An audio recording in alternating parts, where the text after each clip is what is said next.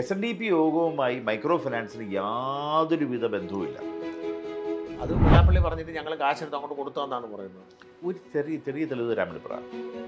85 വയസ്സ് പ്രായമുള്ള ഒരാൾ എഴുന്നേറ്റ് അദ്ദേഹത്തെ കൈപിടിച്ചാണ് എല്ലാവരും കൊണ്ടുപോകുന്നത്. അദ്ദേഹം എഴുന്നേറ്റ് ചവിട്ടി എന്ന് പറഞ്ഞാൽ ആൾ ചിരിക്കില്ലേടാ. വെള്ളാപ്പള്ളി നടേശനോ തുഷാർ അദ്ദേഹത്തിൻ്റെ കുടുംബമോ ഈ സംവിധാനത്തിൽ നിന്നൊന്നും ഒരു പൈസ ഉണ്ടാക്കിയിട്ടില്ലെന്നാണോ? ഒറ്റ രൂപ ഉണ്ടാക്കിയിട്ടില്ല. തെളിയിച്ചാൽ ഞാൻ പറഞ്ഞില്ലേ ആ സമയത്ത് ഈ പണി നിർത്താം. ശാസ്ത്രാനുസൃതയുടെ മരണത്തിന് പോലും നിങ്ങൾക്ക് ഉത്തരവാദിത്തമുണ്ടെന്നാണ് പറയുന്നത്. എന്തും പറയാമല്ലോ. ഇത് പറയുന്നത് ഞാൻ എന്താണ് ഈ ഗോകുലം ഗോപാലനുമായിട്ടുള്ള പ്രശ്നം? അദ്ദേഹത്തെ സംബന്ധിച്ചിടത്തോളം ആദ്യം ഉണ്ടാകുന്ന പ്രശ്നം എന്ന് പറഞ്ഞാൽ 2800ഓളം ബോർഡങ്ങുകളുണ്ട്. അത്ര അളിയന്മാരും അംഗന്മാരും എനിക്കുണ്ടാവും. വിദ്യാർത്ഥികളിൽ നിന്നൊക്കെ ഒരുപാട് കാശ് മേടിക്കും, ചാക്കി കെട്ടിയാണ് കൊണ്ടുപോകുന്നതെന്നാണ് ആരോപണം.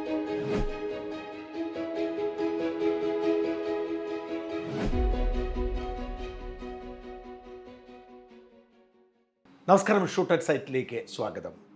ഗുരുദേവനിലൂടെ ആരംഭിച്ച് കുമാരനാശാൻ മുതൽ വെള്ളാപ്പള്ളി നടേശൻ വരെ എത്തി നിൽക്കുന്ന ശ്രീനാരായണീയ പ്രസ്ഥാനത്തിൻ്റെ ഏറ്റവും പ്രധാനപ്പെട്ട നേതാക്കളിൽ ഒരാൾ, മറുനാടൻ സ്ഥിരമായി വിമർശിക്കുന്ന ഒരു രാഷ്ട്രീയ പ്രവർത്തകൻ, ലോക്സഭാ തെരഞ്ഞെടുപ്പിൽ കോട്ടയത്തെ NDAയുടെ സ്ഥാനാർത്ഥി, ഈ വിശേഷണങ്ങളൊക്കെയുള്ള ആളാണ് ഇന്നത്തെ നമ്മുടെ അതിഥി തുഷാർ വെള്ളാപ്പള്ളി. നമസ്കാരം. നമസ്കാരം. ഞാൻ തുഷാർ വെള്ളാപ്പള്ളിയോട് സംസാരിക്കുമ്പോൾ എനിക്ക് തീർച്ചയായിട്ടും ജനങ്ങൾക്ക് വെള്ളാപ്പള്ളി നടേശൻ മകനാത് മാത്രം അറിയാം, അതിനപ്പുറത്തേക്ക് അറിയത്തില്ല. നമുക്ക് ജനങ്ങൾക്ക് അറിയാൻ താല്പര്യമുണ്ട്. അതുകൊണ്ടാണ് എനിക്ക് തുഷാർ ഈ രാഷ്ട്രീയ അല്ലെങ്കിൽ ഈ സാമുദായിക പ്രവർത്തനമൊക്കെ തുടങ്ങുന്നത് എത്ര വയസ്സ് മുതലാണ്? ഞാൻ അതിനു മുമ്പ് SFIയുടെ സ്കൂളിലെ ചെയർമാനായിരുന്നു. SFIയുടെ. അത് ശരി. ഞാൻ സ്കൂളിൽ പഠിക്കുന്ന കാലഘട്ടത്തിൽ SFIയിലായിരുന്നു. അതുപോലെ കോളേജിൽ പഠിക്കുന്ന കാലഘട്ടത്തിലും അത് ശരി. SFIയുടെ സ്കൂൾ ചെയർമാനായിരുന്നു. അതിനുശേഷം ഞാൻ പഠിത്തമൊക്കെ കഴിഞ്ഞ് വന്ന ശേഷമാണ് ഞാൻ ഏതാണ്ട് ഒരു 10-35 വർഷക്കാലം മുമ്പാണ് SNDP യൂത്ത് മൂവ്മെൻറ്റ് പ്രവർത്തനവുമായി ബന്ധപ്പെട്ട് ചേർത്തല ആദ്യമായി ഇറങ്ങുന്നത്. സമുദായ പ്രവർത്തനം അച്ഛൻ തുടങ്ങിയപ്പോൾ പോലെ തന്നെ ഉണ്ട് അല്ലേ? ഏകദേശം അതിന് മുമ്പ് ആ സമയത്ത് അച്ഛൻ ശരിക്കും പറഞ്ഞാൽ ഇതിന് മുമ്പിൽ വരുന്നത് കുറേ കഴിഞ്ഞാന്ന് മാത്രമേ ഉള്ളൂ. അതിനൊരു 10-15 വർഷങ്ങൾക്ക് മുമ്പ് തന്നെ, അതായത് രാഘവൻ വക്കീൽ SNDP യോഗത്തിൻ്റെ ഭാരവാഹിയായിട്ടിരിക്കുമ്പോഴും അതുപോലെ SN ട്രസ്റ്റിൻ്റെ ഭാരവാഹി ഇരിക്കുന്ന കാലം മുതൽ തന്നെ അതിനോടൊപ്പം അച്ഛനും ഉണ്ടായിരുന്നു. അതിന് വളരെ ചെറുപ്പത്തിലെ മുതലേ ഇതുമായിട്ടൊക്കെ പോകുമെങ്കിലും സ്ഥാനങ്ങളിൽ വരുന്നതും പ്രവർത്തിക്കുന്നതൊക്കെ ഒരു 10-35 വർഷക്കാലം മുമ്പ് മുതലാണ്. നിങ്ങളുടെ ഒരു പശ്ചാത്തലം, അച്ഛൻ ബിസിനസ്സുകാരനാണെന്നറിയാം. ഏതെല്ലാം തരത്തിലാണ്? തുഷാറിനും സ്വന്തമായി ബിസിനസ് ആയിട്ടുണ്ടോ, അത് അച്ഛൻ്റെ ഭാഗമായിട്ട് നിൽക്കുന്നുള്ളൂ? അല്ല, ഞങ്ങൾ എൻ്റെ അപ്പൂപ്പൻ തന്നെ ബിസിനസ്സുകാരനായിരുന്നു. അപ്പൂപ്പൻ കേശവ മുരളി എന്നായിരുന്നു, കേശവൻ എന്നായിരുന്നു പേര്. കണിച്ചുകുളങ്ങര തന്നെയാണ് അദ്ദേഹം ഉണ്ടായിരുന്നത്. അദ്ദേഹത്തിന് അന്ന് പുകയില കച്ചവടം, അന്ന് പുകയിലയാണല്ലോ ഏറ്റവും വലിയ വ്യവസായമായിട്ടൊന്നും ഉണ്ടായിരുന്നത്. ആ കാലഘട്ടത്തിൽ തന്നെ ഗുരുദേവൻ്റെ ഒക്കെ നേരിട്ട് കാര്യം ശങ്കർ സാറും ഒക്കെ ആയിട്ട് നേരിട്ട് അടുപ്പമുണ്ടായിരുന്നു. അന്ന് നമ്മുടെ SN ട്രസ്റ്റിൻ്റെ വിദ്യാഭ്യാസ സ്ഥാപനങ്ങൾ കൊടുക്കാനൊക്കെ ഏറ്റവും കൂടുതൽ സ്ഥലങ്ങൾ ഫ്രീ ആയി നൽകുകയും അതുപോലെ തന്നെ പണം ഏറ്റവും കൂടുതൽ അന്ന് ആ കാലഘട്ടത്തിൽ ഏറ്റവും കൂടുതൽ നൽകിയിട്ടുള്ള അദ്ദേഹമാണ്. അദ്ദേഹത്തിൻ്റെ ഉണ്ടായിരുന്ന സ്ഥലമാണ് ഇപ്പം SN കോളേജിൽ തൊട്ടപ്പുറത്ത് കാണുന്ന സ്കൂൾ നിൽക്കുന്ന മുഴുവൻ സ്ഥലവും അന്നത്തെ കാലത്ത് അദ്ദേഹം ഫ്രീ ആയിട്ട് കൊടുത്തിട്ടുള്ളതാണ്. അതെല്ലാം മുത്തശ്ശൻ കൊടുത്തതാണ്. അദ്ദേഹം അവിടുത്തെ നാട്ടിലെ ആ കാലഘട്ടത്തിലെ ഏറ്റവും പ്രധാനപ്പെട്ട ആളായിരുന്നു. അദ്ദേഹത്തിന് സ്വന്തമായിട്ട് അന്നത്തെ കാലത്ത് 2 ആന, അതുപോലെ തന്നെ അന്നത്തെ ഓസ്റ്റിൻ കാർ പുള്ളി ഇംഗ്ലണ്ടിൽ ഇമ്പോർട്ട് ചെയ്താണ് അന്ന് യാത്ര ചെയ്യുന്നത്. അപ്പം അങ്ങനെ ഒരു പാരമ്പര്യമുണ്ട് ബിസിനസ്സിൽ. അതെ. അച്ഛനും ചെറുപ്പം മുതലേ ബിസിനസ്സിലായിരുന്നു. അച്ഛൻ്റെ അച്ഛൻ ഏതാണ്ട് 50 വയസ്സ് 52 വയസ്സുള്ള മരിച്ചുപോയി അപ്പൂപ്പൻ. അതിനുശേഷം അച്ഛൻ വളരെ ചെറുപ്പകാലത്ത് തന്നെ ബിസിനസ് തുടങ്ങി. അന്ന് എൻ്റെ അച്ഛൻ്റെ ഏറ്റവും മൂത്ത ബ്രദർ വലിയ കോൺട്രാക്ടറായിരുന്നു. അത് ഇപ്പം നമ്മളിപ്പോൾ കാണുന്ന തണ്ണീർമുക്കം ബണ്ടൊക്കെ ആ കാലഘട്ടത്തിൽ പണിത് അദ്ദേഹമാണ്. അപ്പോൾ അദ്ദേഹത്തിൻ്റെ കൂടാണ് അച്ഛൻ അത് കോൺട്രാക്ടിൻ്റെ പഠിക്കാനൊക്കെ ചെയ്യുന്നത്. അതിനുശേഷം നമ്മളിപ്പോൾ കാണുന്ന ഹൈവേ, അതായത് ആലപ്പുഴയിൽ നിന്ന് കാണുന്ന ഇങ്ങോട്ട് കാണുന്ന ഇപ്പോൾ ഡബ്ലിങ്ങിന് തൊട്ട് മുമ്പുള്ള വന്നിട്ടുള്ള ഹൈവേ കംപ്ലീറ്റ് ഏതാണ്ട് ഒരു 10-35 വർഷങ്ങൾക്ക് മുമ്പ് അച്ഛൻ തന്നെ ചെയ്തതാണ്. അതെല്ലാം കോൺട്രാക്ട് ബിസിനസ്സിലാണ്. കോൺട്രാക്റ്റാണ് മെയിനായിട്ട് ചെയ്തുകൊണ്ടിരുന്നത്. അതുപോലെ തന്നെ നമ്മുടെ കായംകുളം റെയിൽവേ, ആദ്യത്തെ എറണാകുളം റെയിൽവേ വന്നിരുന്നല്ലോ, ആ റെയിൽവേയുടെ മേജർ പ്രോജക്ട്സ് കംപ്ലീറ്റ് നമ്മളാണ് ചെയ്തിരുന്നത്. അത് കഴിഞ്ഞ് കൊങ്കൺ റെയിൽവേയുടെ പ്രോജക്റ്റുകളെല്ലാം ഒരുപാട് പ്രോജക്ട്സ് നമ്മൾ ഡയറക്റ്റ് ചെയ്തിട്ടുണ്ടായിരുന്നു. ഈ വേറൊരു വെള്ളാപ്പള്ളി കൺസ്ട്രക്ഷൻസ് പറഞ്ഞായിരുന്നു. അത് എൻ്റെ വളരെ ഒരു സുഹൃത്താണ്. അത് ബാപ്പുജി എന്ന് പറഞ്ഞാൽ മരിച്ചുപോയി. ബാപ്പുജിയാണ്. അത് ക്രിസ്ത്യൻ വെള്ളാപ്പള്ളി ഫാമിലിയാണ്. അത് കോട്ടയത്തുള്ളതാണ്. അത് രണ്ടും രണ്ടാണ്. നമ്മൾ വെള്ളാപ്പള്ളി എന്ന് മാത്രമേ ഉള്ളൂ. വെള്ളാപ്പള്ളി മറ്റേത് വെള്ളാപ്പള്ളി എന്നാണ്. പക്ഷേ 2 രീതിയിൽ ലെറ്റർ എഴുതുന്ന 2 രീതിയില്ല. അത് ബാപ്പുജിയാണ് നടത്തിക്കൊണ്ടിരുന്നത്. ചില വാർത്തകളൊക്കെ വരുമ്പം ഈ ആശയക്കുഴപ്പം, ഞങ്ങൾ എന്തോ ഒരു വാർത്ത കൊടുത്തപ്പോൾ അവരെന്നെ കോൺടാക്ട് ചെയ്തിരുന്നു, അവർ ഞങ്ങളുമായിട്ട് ബന്ധമില്ലാതെ പറഞ്ഞു. അപ്പം അത് വേറെ ബിസിനസ്. ഇപ്പം എന്തൊക്കെയാണ് നമുക്ക് ഇപ്പം ഫാമിലിയിൽ മെയിനായിട്ട് ഹോട്ടൽസ് ചെയ്യുന്നുണ്ട്, ട്രേഡിംഗ് ഉണ്ട്, പിന്നെ നമുക്ക് റിയൽ എസ്റ്റേറ്റ് ഉണ്ട്, പിന്നെ എസ്റ്റേറ്റ്സ് ഉണ്ട്. അങ്ങനെ പല പലതായിട്ടുള്ള ഫീൽഡുകളാണ് ഇപ്പോൾ ചെയ്തുകൊണ്ടിരിക്കുന്നത്. എല്ലാ മേഖലയിലും തന്നെയാണ്. എല്ലാ മേഖലയിലും ഉണ്ട്. ഈ അച്ഛൻ സമുദായ പ്രവർത്തനത്തിന് നേതൃനിരയിലേക്ക് വരാനുള്ള കാരണം എന്താണെന്ന് വല്ലതും അറിയാം? അത് ശാശ്വതിക്കാൻ സ്വാമി ആ കാലഘട്ടത്തിൽ യഥാർത്ഥത്തിൽ SNDP യോഗത്തിൻ്റെ സംഘടനാ പ്രവർത്തനം വളരെ പിന്നോക്കം നിന്നൊരു അവസ്ഥയായിരുന്നു. അതെ. അപ്പോൾ ആ കാലഘട്ടത്തിൽ ശിവഗിരി പോലീസ് കയറുകയും അങ്ങനെയുള്ള ഒരുപാട് പ്രശ്നങ്ങൾ വരുന്ന സമയത്താണ്. അന്ന് മുൻനിരയിൽ അച്ഛൻ നിൽക്കാറില്ല സാധാരണ, കാരണം ഈ ബിസിനസ്സും കാര്യങ്ങളും തിരക്കുള്ളത് കൊണ്ട് തന്നെ അത് പരമാവധി പിൻനിരയിൽ നിന്ന് എല്ലാ കാര്യങ്ങളും സഹായിക്കുകയും സാറിന് ഇലക്ഷൻ വരുന്ന സമയത്ത് ഇലക്ഷൻ കമ്മിറ്റിയുടെ ചെയർമാനായും അതിന് നമ്മൾ അവിടുത്തെ സ്ഥാനാർത്ഥികൾ ജയിപ്പിക്കുന്നുള്ള കാര്യങ്ങൾ മാത്രമായിരുന്നു എല്ലാ കാലഘട്ടത്തിലും ചെയ്തുകൊണ്ടിരുന്നത്. അത് പിന്നെ ഇങ്ങനൊരു സാഹചര്യം വന്നു, ആരുമില്ല, കേസായി, SNDP SN ട്രസ്റ്റിന് കേസായി. അത് ആരും ഏറ്റെടുക്കാൻ ആരുമില്ല. SN ട്രസ്റ്റിൻ്റെ എല്ലാ വിദ്യാഭ്യാസ സ്ഥാപനങ്ങളും നശിച്ചു. ഏതാണ്ട് പിന്നെ അവിടെയുള്ള സ്ഥാപനങ്ങളിൽ പഠിക്കാനോ എന്നും കുട്ടികൾക്കൊരു അവസരം കിട്ടാത്തൊരു സാഹചര്യം വന്ന സമയത്താണ് കേസ് പറഞ്ഞ് അതിന് വിധി വാങ്ങിയ ശേഷം ഇലക്ഷനിൽ വന്നു. അതിന് മുമ്പ് കോടതി ഏറ്റെടുത്ത് അഡ്മിനിസ്ട്രേറ്റർ വെച്ചേക്കായിരുന്നു. അത് കഴിഞ്ഞ് അഡ്മിനിസ്ട്രേറ്റർ മാറ്റി ഇലക്ഷൻ വന്നു. ഇലക്ഷനിൽ ഏതാണ്ട് 90% വോട്ട് നേടി. അന്ന് വരാനുള്ള കാരണം തന്നെ അത് ഒരിക്കലും അച്ഛന് വരാൻ താല്പര്യമില്ല എന്ന് ശാശ്വതിയാനന്ദ സ്വാമിയോട് പറഞ്ഞു. അതിന് മറ്റുള്ള പലരെയും പ്രപ്പോസ് ചെയ്തു. സ്വാമിജി വളരെ നിർബന്ധമായിട്ടൊരു കാരണവശാലും മാറാൻ പറ്റില്ല, ഇത് ഏറ്റെടുക്കണം, എന്നിട്ട് ഇതിന് ശേഷം ആരെങ്കിലും കൊണ്ടത് അവിടെ ഇരുത്തി മാനേജ് ചെയ്യാം എന്ന് ആയിരുന്നു സ്വാമിജി അന്ന് നിർദ്ദേശിച്ചത്. പക്ഷേ ഇതിനകത്ത് കയറി കഴിഞ്ഞപ്പോഴാണ് മനസ്സിലാകുന്ന കാര്യം അങ്ങനെ ആരെയും ഇരുത്തി മാനേജ് ചെയ്യാൻ പറ്റുന്നൊരു സിസ്റ്റമല്ല. കാരണം അങ്ങനെ ചെയ്തു കഴിഞ്ഞാൽ നാളെ എന്തെങ്കിലും പ്രശ്നങ്ങളുണ്ടായി, സാമ്പത്തിക പ്രശ്നങ്ങളോ കാര്യങ്ങളോ ഉണ്ടായാൽ അത് SN ട്രസ്റ്റ് സെക്രട്ടറിയുടെ തലയിലേക്ക് തന്നെ വരും എന്നുള്ള തിരിച്ചറിവും മാത്രമല്ല, സമുദായത്തിൻ്റെ ഒരു പ്രവർത്തനം നമ്മൾ ഏറ്റെടുക്കുമ്പോൾ അത് ഡെവലപ്പ് ചെയ്യാൻ കഴിഞ്ഞില്ലെന്നുണ്ടെങ്കിൽ സമുദായത്തിന് മുമ്പിൽ നാളെ ഇപ്പം അച്ഛൻ്റെ കാലഘട്ടത്തിലാണെങ്കിലും എൻ്റെ കാലഘട്ടത്തിലാണെങ്കിലും എൻ്റെ മക്കളുടെ കാലഘട്ടത്തിലാണെങ്കിലും സമുദായം ഞങ്ങൾ കുറ്റം പറയുന്ന അവസ്ഥയുണ്ടാവും. അപ്പം അങ്ങനെ അച്ഛൻ മുഴുവൻ സമയം SN ട്രസ്റ്റിൻ്റെ പ്രവർത്തനങ്ങൾ കാര്യങ്ങൾ വളരെ സജീവമായി നിൽക്കുന്ന സമയത്താണ്. പക്ഷേ ആ സമയത്ത് സുഖമായി ബിസിനസ് കാര്യം അദ്ദേഹത്തിന് നോക്കിക്കൊണ്ട് പോകാമായിരുന്നു. കാര്യം SN ട്രസ്റ്റ് എന്ന് പറയുന്നത് അത്രയും ഒരു വർക്ക് വരുന്നതല്ല. ഇത് രണ്ടും കൊണ്ട് ഫുൾ ടൈം അത് ഹാൻഡിൽ ചെയ്യും. അതിൻ്റെ ഡെവലപ്മെൻറ്റ്സുകൾ, കാരണം അന്ന് ഉണ്ടായിരുന്ന ശങ്കേഴ്സ് ഹോസ്പിറ്റൽ ഉൾപ്പെടെയൊക്കെ ഉണ്ടായിരുന്ന വളരെ പരിതാപകരത്തിൽ നിന്നിരുന്നതാണ്. അവിടുന്ന് നമ്മുടെ കോളേജുകളെല്ലാം വളരെ മോശം അവസ്ഥയിലാണ്. കാര്യം അഡ്മിനിസ്ട്രേറ്റർ വന്ന് കഴിയുമ്പോൾ ഉണ്ടാകുന്ന പ്രശ്നങ്ങൾ അറിയാമല്ലോ. ആ സ്ഥലത്തു നിന്ന് വളരെയധികം ഇത് ഡെവലപ്പ് ചെയ്ത് 1-2 വർഷം കൊണ്ട് തന്നെ പതിയെ ഡെവലപ്പ് ചെയ്ത് വരാൻ തുടങ്ങി. അപ്പോൾ ആ സമയത്താണ് SNDP യോഗത്തിൻ്റെ ഇലക്ഷൻ വരുന്നത്. അങ്ങനെയാണ് ശരിക്കും ശാശ്വതിയാനന്ദ സ്വാമി നിർബന്ധമായും ഇത് ഏറ്റെടുക്കണം എന്ന് പറഞ്ഞു. SNDP യോഗത്തിൻ്റെ ഇതിലേക്ക് വരണം എന്ന്. അപ്പം ഞാനും അമ്മയും ഞങ്ങളെല്ലാവരും മാളം വീതം ഞങ്ങൾ പറഞ്ഞ കാര്യം ബുദ്ധിമുട്ടാണ്. കാര്യം SNDP യോഗത്തിൽ വരിക എന്ന് പറഞ്ഞാൽ ചെറിയ ഒരു ലോഡല്ല. കാര്യം അന്ന് സംഘടനയെ സംബന്ധിച്ചോളം വെറും 30-40 യൂണിയനെ ലൈവായി ഉള്ളൂ. ശാഖകൾ എന്ന് പറയുന്നത് വെറും 3000-ഓളം ശാഖകളും 3400 ശാഖയേ ഉള്ളൂ. അതെല്ലാം ഭൂരിപക്ഷം ഡെഡാണ്. ഈ ഒരു സാഹചര്യത്തിൽ നമുക്കത് ബുദ്ധിമുട്ടാണ്, അച്ഛനെ ഒഴിവാക്കണം എന്ന് പറഞ്ഞു. ഈവൻ ഞങ്ങൾ ആ സമയത്ത് സെക്രട്ടറി ആകാൻ വേണ്ടിയിട്ട് നമ്മുടെ ഗോവിന്ദൻ സാർ അന്ന് അദ്ദേഹം സെക്രട്ടറി ആയിരുന്നു. അന്ന് നമ്മുടെ വിദ്യാസാഗർ ചേട്ടൻ്റെ വീട്ടിൽ ഞാനും അച്ഛനും ശാശ്വതിയാനന്ദ സ്വാമിയും കൂടെ പോയി SNDP യോഗത്തിൻ്റെ ജനറൽ സെക്രട്ടറി ആണെന്ന് അദ്ദേഹത്തോട് ആവശ്യപ്പെട്ടപ്പോൾ അദ്ദേഹം പറഞ്ഞു, എൻ്റെ വീട്ടിൽ ഇത്രയും മക്കളുണ്ട്, എൻ്റെ ജീവിതം എനിക്ക് കളയാൻ പറ്റില്ല, എനിക്ക് നല്ല പ്രാക്ടീസ് ഉണ്ട്, അതുകൊണ്ട് എനിക്ക് വരാൻ പറ്റില്ല എന്നാണ് പറഞ്ഞത്. അദ്ദേഹം ഒഴിഞ്ഞു മാറിയതാണ്. അത് കഴിഞ്ഞ് അങ്ങനെ വന്നു കഴിയുമ്പോഴാണ് പ്രതാപ് സിംഗ് സാർ പ്രസിഡൻറ്റും വിദ്യാസാഗർ ഏട്ടൻ വൈസ് പ്രസിഡൻ്റായിട്ടിരിക്കാൻ സമ്മതിച്ചു.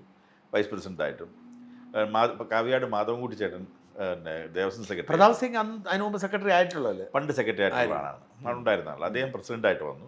വൈസ് പ്രസിഡൻ്റായിട്ട് വിദ്യാസാഗർ ഏട്ടൻ വരുന്നു. മാധവൻകുട്ടി ചേട്ടൻ അന്ന് ദേവസ്വം സെക്രട്ടറി ആയിട്ടും ഇന്നത്തെ ജനറൽ സെക്രട്ടറി ആയിട്ട് അന്ന് ജനറൽ സെക്രട്ടറി ആയിട്ടാണ് ഇലക്ഷൻ മത്സരിക്കുന്നത്. അങ്ങനെ വന്ന് ഏതാണ്ട് 90% മുകളിൽ വോട്ട് നേടിക്കൊണ്ടാണ് ഫസ്റ്റ് ഇലക്ഷനിൽ വരുന്നത്. പക്ഷെ അന്നത്തെ സെക്രട്ടറി ഗോപിനാഥൊക്കെ പറയുന്നത് വളരെ ഭയങ്കര പിടിച്ചു പറിക്കുമായിരുന്നു, ആളുകൾ അടിച്ചോടിച്ചാൽ മേടിച്ചതൊക്കെയാണ് പറയുന്നത്. എങ്ങനെ വാങ്ങിക്കാൻ പറ്റും ചേട്ടാ? കാരണം വെച്ചാൽ ഇത് 12,000-14,000 പേര് വരുന്ന ഒരു സ്ഥലമാണത്.